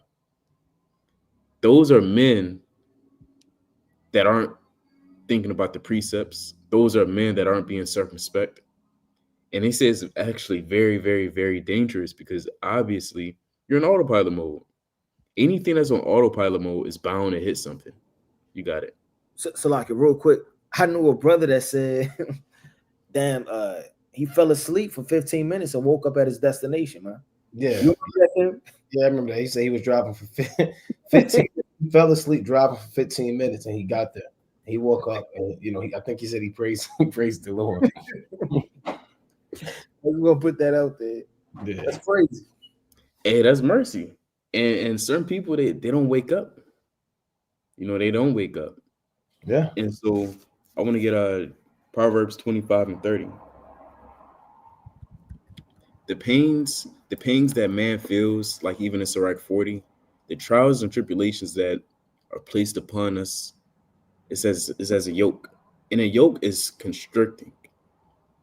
You're limited to mobility when you're tied and fixed. This is the yoke that they kind of wore. Even in the medieval times, they wore yoke and threw tomatoes at people's face. That type of yoke, I mean, we got a spiritual yoke upon us, right? And those are the things that are troubling and vexing us day by day, even as that woman vexed Joseph day by day. Right now, somebody in Israel is thinking about how they're going to pay their rent tomorrow. Right now, somebody's thinking about their kids just being unruly, perhaps super sick, perhaps your wife just being rebellious, thinking about you might lose your job. I mean, all of these things, they circle our mind. It circles man. But I mean, you got to appreciate it too. You might be thinking, what do you mean appreciate it? That's sick. Well, you got to appreciate it to the point because, I mean, it's humbling. You realize the things that vex you and bother you, in a way, I mean, it forces you to really call upon the name of the Lord. It allows you to remember and recognize there's only one person I can call upon, and that's Yahweh Shemel Washai. He's the same one that brought us into this truth by the word. So how much more miracles can be performed by him while we're in this truth? So in Proverbs chapter, 25 and 30, it's like, yeah, it might be 30 and 25. Through the blueness of a wound. Hold on, bear with me. Okay, we can find it for you. Hold on. Here we go. Proverbs 20 and 30. Okay, come.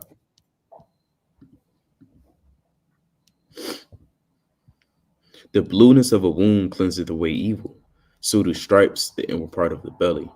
And these spirits, the vexations that we deal with, I mean, we'll be liars and say, look, we're invincible and we don't fall short. Hey, they beat our ass sometimes. Jake get beat up some days. If you say, oh, dang, today was rough, you got beat up. But, I mean, you got to consider, like, you learned something, or at least you should have. if you're a fighter, any wise fighter, they're gonna learn and watch. What do they call it? The video, the footage. You're gonna watch the footage, and that's when you really examine yourself. Watching the footage of the spiritual war that happened today is you examining yourself and asking yourself, well, what could I have done better? I could have prayed more. I could have reached out to this one brother. I got this group chat. I mean, I got the videos I can watch. I could have did these things more. That's you looking at the footage, because those are the methods that you fight spirits and demons. But even if you do fall down, fall short, I mean, hey, you can learn and grow and heal by the wounds that you're inflicted by. So it actually, in a way, it's good to get hurt. Imagine all the things you learned in your life when you lost, and things were plucked away and pulled away. You learned patience because that one woman is no longer in your life, but in the meantime, while you was dealing with her, you was getting vexed. But now you kind of realize what patience is. You can only learn gratitude until you break your foot. Sometimes it always takes for that beating for us to realize something. Right. And the Most High understands this. For brothers who have kids, you understand. That's why they say it's going to hurt me more than it hurts you. Or vice versa, whatever, however it goes, right? But it actually does you. It actually does a lot better when you hurt yourself, right? Because you have the ability to get back up and learn. I wish I said cut off thy right hand and pluck out thy eye. That's a violent thing to do. That's a violent analogy when it comes to removing spirits.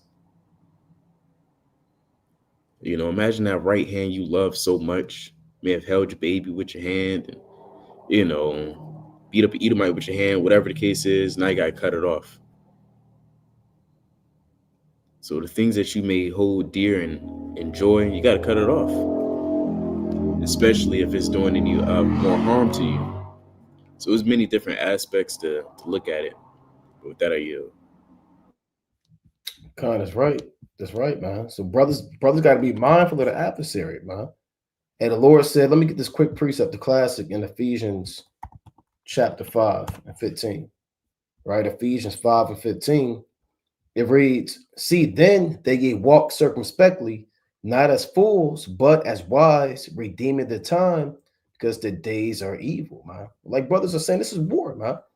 I've never been in the so-called white man's military, never been to Afghanistan, Iraq, or whatever, but you hear stories. But I know brothers has been overseas and have done tours and have been shot at and, had dodged bullets and made it back. And, hey, they say you have to, even it be kids out there, man. I remember I was talking to one Edomite, man, at a plantation I was sold to years ago. He came out and said, those kids, they come out, and they show that in certain movies, man. They come out with a damn dynamite strapped to them, man. See, the Lord said even Satan himself transforms to an angel of light, and no marvel for his ministers do likewise. Greatly, greatly paraphrasing, So you have to be circumspect, man. Satan, as we talk about Satan, and we always said he's not coming as a red man with pitchforks and horns, in a jar of whatever, man. He's coming as something that you least expect, as an opportunity, right? As a situation. Be mindful of that, man. Right? Walk circumspectly. Right? The Lord said, redeeming the time because the days are evil. Let me get this in Revelation real quick, the 12th chapter. Right? This is Revelation chapter 12 and verse 12. Therefore rejoice, ye heavens, and ye that dwell in them. Woe to the inhabitants of the earth and of the sea, for the devil is come down unto you, having great wrath, because he knoweth that he hath but a short time. So that's physically and spiritually, right? Spiritually, Satan knows that his kingdom is up, man. The truth is manifest. All these righteous spirits are on the earth now. Spirits of humility, meekness, repentance, all these spirits from the third heaven, they're on the earth. All these soldiers, which are these righteous angels, are on the earth. And they're encamping round about the saints, man. And they're destroying strongholds and withstanding these spirits. And Satan is losing his war. So he's going to increase his wrath. A lot of times, man, when you see these wars going on, you see Russia and Ukraine going to war. You don't think Russia could drop a nuclear bomb on them, man? A lot of times these nations, for the sake of civilians, for the sake of infrastructure and other things, they won't go all out. They only go all out till they have to, right? So with that being said, when push comes to shove, they're going to start dropping these missiles, these bombs, nuclear bombs. And we're in the days where Satan is going to start dropping these nuclear bombs. He's going to really come all out, no holds barred, unrestricted, unleashed, and the Most High is going to give him full license to tempt you at the highest level that you've ever been tempted at. That's why it's called the hour of temptation in the book of Revelation, chapter 3 and 10 on down. There's a time coming on the earth where all of the sons of God are going to be tempted. It ain't going to be by a woman. It ain't going to be by $5 an hour, right? By a job opportunity in Kansas City, right? It ain't going to be by means of carnal things. People's lives are going to be at stake. Your life may be at stake. And the Lord said, Satan told the Most High, a skin for skin, man. All that a man hath will he give for his life. Meaning, and you could take away everything from a man as long as you don't touch that man. Like a brother might be cool. He could survive his car being broken into. He could survive his house getting broken into. He could survive even his woman leaving him. He could deal with that. But when you start getting at him, that's look, he might not be able to deal with that. So the devil's coming down. These spirits are going to be rampant on the earth as we approach the end of the world, as we approach the day of judgment. So brothers, be mindful of that too, man. Prepare yourself for the war, man. Walk circumspectly and arm yourselves, man, because Satan, he ain't just coming with just those damn darts that you throw at the bar, man. Right? With just the bow and arrow. He's coming with full nuclear missiles. And I'm saying that spiritually, man, to destroy everything in your path. Hey, this thing going to increase, man. I believe a brother said that they might find out who you are, man. You might go on your job and they say, look, man, I seen that damn video. I hate that. I hate a person like that. One person that I hate is a racist. Get out. And they might say that to you tomorrow, man. Then you go outside and your car going, man. Your woman turned you in. So, not to be long-winded, but brothers, you got to be mindful of this, man. The devil is come down having great wrath because he knoweth that he hath but a short time. And I want to get one more, right? Because I kind of paraphrased it. I paraphrased it too greatly, right? But I want to get it and be specific. 2 Corinthians chapter 11 and 14. And no marvel, for Satan himself is transformed into an angel of light. Therefore, it is no great thing if his ministers also be transformed as the ministers of righteousness, whose end shall be according to their works. So Satan is going to appear to you in light, in glory, in pleasure, and things that you think are acceptable. So be mindful of that, man. That woman in your DM, man. That opportunity. We're going to give you $65 an hour. We just need you to work every other Shabbat. It's not that big of a deal. Yahweh will understand it, right? And you start kind of getting into it, man. So be mindful of these spirits. But brothers got it.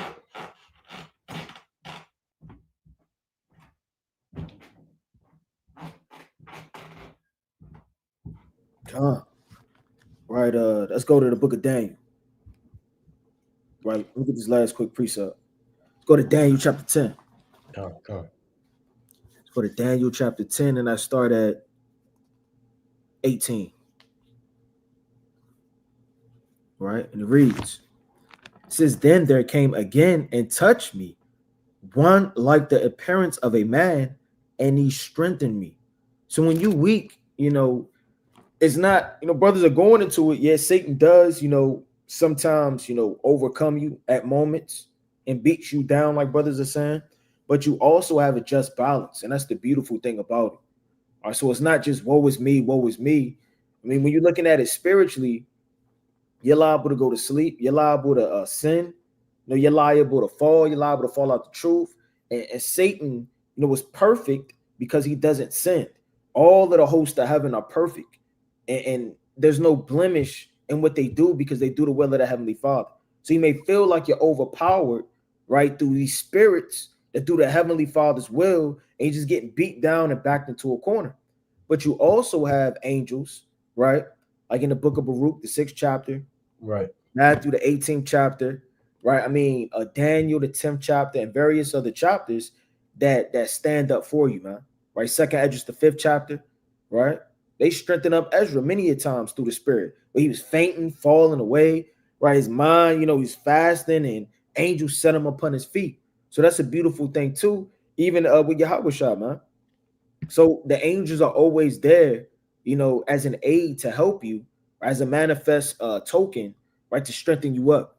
It says, then there came again and touched me one like the appearance of a man, and he strengthened me and said, "O man, greatly beloved." See, Daniel was greatly beloved by the Most High, right? And not that a man can say, "I'm greatly beloved by the Most High," but you don't know how the Most High look at you, man. You never know how the Most High look at you. To the brother's point earlier on, you know, your spirit was perfect, man, right? So the Most High could look down at your spirit and love you, man, with a whole heart, because you always want to repent. You always sorrowful. You always really want to do His will, man. It's deep down within you. Fear not. Peace be unto thee. Be strong. Yea, be strong. And when He had spoken unto me, I was strengthened. Sometimes exhortation, all it takes, man. Right? It's a beautiful thing for brothers that do labor, that go to camp, because you get exhortated every single time you go to camp. Every single time you watch these videos, man. If it wasn't for camp and exhortation, it'll be extremely hard to be in this truth, man. Because I don't know any brother that could be out in the wilderness by himself in this flesh and survive with all these temptations. I was strengthened and said, let my Lord speak, for thou hast strengthened me. Then said he, knowest thou wherefore I come unto thee? And now will I return to fight with the prince of Persia. And when I am gone forth, lo, the prince of Grecia shall come. But I will shew thee that which is noted in the scriptures of truth, and there is none that holdeth with me in these things but Michael, your prince, right? Micah Ali, he stands and he fights for us through the Spirit, man. So you got to understand that and always believe that. But I got one more through the Spirit in Second Esdras chapter 5. And the brother may be catching hell, there may be a spirit, you know, meaning well, but you know, it vexes you or it overthrows you. But like Peter meant well, but he didn't know he had a spirit on him, right? And the Lord had to say, "Get thee behind me, Satan." So sometimes, like, again, a spirit doesn't always have to be a woman attacking you, man. You know, sexually, or some type of strange admiration that happens, and you know, it's manifest for you. Oh my goodness, now it's time to fight Satan. Sometimes Satan will come through love. Satan will come through emotions, sorrow, crying. No, these spirits will hop on you, man. Your mother could say, "Come to church with me just for a little bit. Come on, Trevor, please." Right? And she's looking at you. All right. Real quick, man. Just for old time's sake. Next thing you know, she putting a tie on you, and you sitting up there, and you're in Sunday school next week. Right? It's the book of Second Esdras, chapter 5. I'm gonna start at verse 14. Right? And it reads, "Then I awaked in extreme fearfulness, went through all my body, and my mind was troubled, so that it fainted." Your mind could faint sometimes, man. You get real weary. That doesn't mean he's about to fall out the truth, right? I mean, sometimes you get weary in his flesh. So the angel that was come to talk with me held me, comforted me, and set me upon my feet. And these are things people can't see. You may be in a corner, you may be catching hell, you may be vexed, but the Most High dealing with you and got an angel to comfort you. And in the second night, it came to pass that Shetaliel, the captain of the people, came unto me, saying, "Where hast thou been?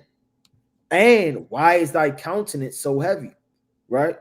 And sometimes, you know, people could be, you know, considerate, and sometimes they can't be considerate. The brother could have just lost his mother. The brother could have just, his wife, was on cancer now, or some strange thing has happened to him. And sometimes he may be in hell and he may, catch these spirits of sorrow and tribulation, just like Job. Knowest thou not that Israel was committed unto thee in the land of their captivity? Up then, eat bread, forsake us not, as the shepherd that leaveth his flock in the hand of cruel wolves. And that's a hell of a thing to say to somebody that has that type of control over Israel, man, as a priest, right? And it's like the saying go, the strong man can't ever fall, can't ever have a moment to be weak, man. Sometimes you need counsel, man. The strongest of people, David had counselors. Solomon had counselors, man. Don't think the brothers you watch on the highways and byways, they're self-sustained in this truth and they don't need anybody. Everybody needs somebody to help and exhort them and strengthen them through the spirit of power, man. Judas Maccabees had his brothers, right? The soldiers had Judas Maccabees. It says, then said I unto him, go thy way from me and come not nigh me. And he heard what I said and went from me, right? So, I mean, just because, again, a brother may be, going through something, that doesn't mean it's to his demise. You never know what a brother dealing with. He was really getting strengthened by the angel and set back on fire. Sometimes too, you got to inquire. You don't want to have that rebuking spirit or that cast an immediate judgment on a brother just because he's catching hell or, he may be going through things. You never know what's going on. That may be his trial that the Most High put him to, right? So that he could be, gold tried in the fire. Everything isn't Satan overcame you and overthrew you and you need to be rebuked. The last point, again, exhortation like a Haggai, a Zechariah, all of these prophets that exhortated and helped the people. It's a beautiful thing when we read. Brothers need that. Brothers got it. Con, the brothers got anything else? The brothers want to bring out closing precepts, wind down. God, we can bring out closing precepts. Con, I get in there, right? I'm gonna go to Revelation chapter 22 and 12, right? This is the book of Revelation chapter 22 and 12. And behold, I come quickly, and my reward is with me to give every man according as his work shall be. And Yahweh Shah, he's not a man that he shall lie, right? Yahweh Shah said that he's coming quickly, man. Right? You see the prophecies unfolding. You see Trump escalating the wars, and you see is right now as we speak, you got warships going to Venezuela, man. You got Venezuela. I just saw about a few minutes ago, maybe 10 minutes ago, they said we sending warships against you, man. So they might start fighting off of there, man. So you got wars going on in South America, North America. You got wars going on in the Middle East. You have martial law damn near being put into play. You got military going to DC. They said Chicago is next, man. Right? You have a major blood moon coming up in September, man. I believe that's September 7th, if I'm not mistaken. They say, I believe 85% of all people on the earth are going to be able to see a total blood moon. These are signs of the times, man. Right? So you have to be mindful, right? The Lord said in Luke 21 and 34 and down about surfeiting and excess, man. You don't want to be a brother into surfeiting. You got too many hobbies on your hand. You can have a pastime and, you have liberty, but don't pick up 15 hobbies, brother. You want to do bowling. Then I want to learn how to fly a kite. Then I want to learn how to do this. And I want to, now, brother, you don't have no time, brother. All hell is about to break loose, man. The kingdom of heaven is at hand, and the Most High is going to give every man according as his work shall be. You're going to get what you put in, not what I can't get a reward based off of Yaradon, Amos, or Ariah's work. I can't ride a brother's coattail and put my hand in their pocket as they drag me to the kingdom of heaven, man. You're going to get what you put in. What have you done? Where is your faith at? Your faith is how you show that you believe in the Most High. And everybody's not going to get the same reward, man. Everybody's going to get a penny, but you're going to have men and women in different positions, man. So you're going to get according as the work that you put in. My brother's got it. Con. Let's go to Second Esdras, chapter 16 and verse 74.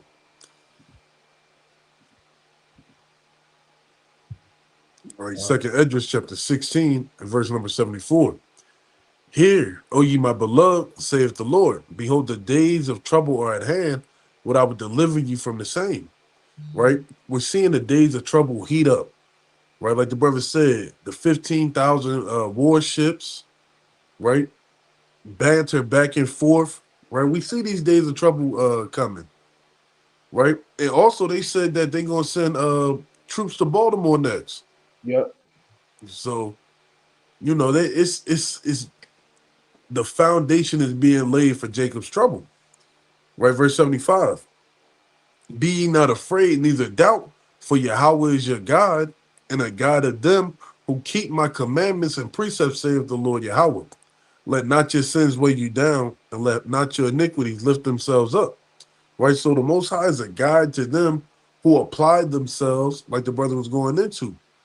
Right, apply yourself to be perfect in His sight. Right, and you can't let your iniquities lift themselves up. We're in this corruptible flesh.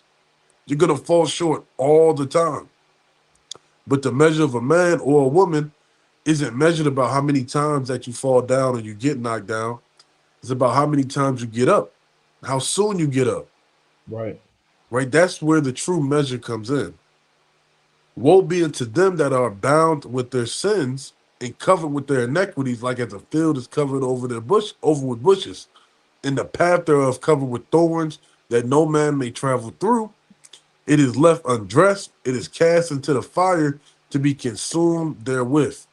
So if you can't overcome these temptations, whatever's stopping you from being perfect in the sight of the Lord, you're no better than a field that's covered with stubble and dry bushes that is just easier to engulf in flames, right? Because that's what's coming to Babylon and all these other places that we were scattered, right? It's flames, fire, and destruction that's coming, right? So build yourselves up to be perfect.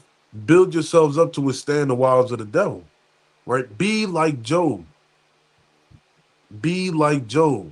In all things, sin not with your lips, right? But brothers got it. Come, let's go to the mighty book of Revelation, chapter 3.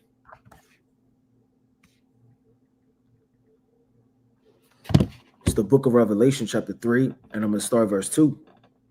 Be watchful and strengthen the things which remain that are ready to die, for I have not found thy works perfect before God. Remember, therefore, how thou hast received and heard, and hold fast, and repent.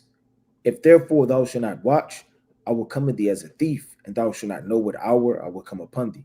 All right, so just remember to repent, remember to keep watch, right? And remember to do all the work. I have integrity, man.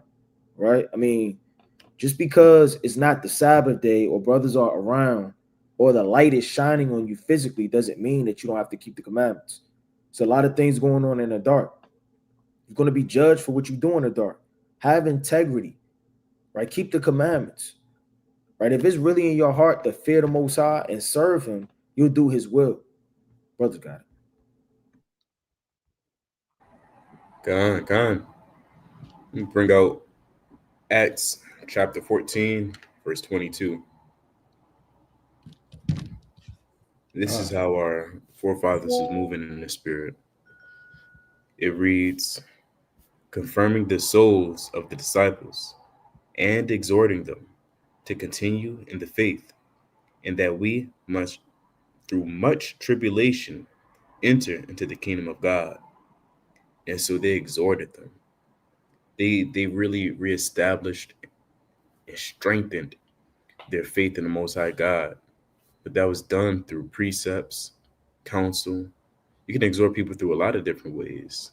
Accounts, verses, personal testimonies. There's a lot of things that you can exhort and confirm somebody's faith through the Spirit. I mean, that one word could really seal that person through the Spirit. And it also reads that we, through much tribulation, enter into the kingdom of heaven. So you have to expect to lose things being in this walk. Right. You have to expect that. We'll be fools not to. You gotta recognize that, damn, I may lose my car, I may lose my wife, I may lose my child, I may lose my job, I may lose my house, I may lose my legs. Certain men, a lot of men, women, and children, in its truth, they lost a lot of things. But it's going to be for the kingdom, right? It's through much tribulation that you must enter into the kingdom of heaven. Whatever you lose, you're going to gain.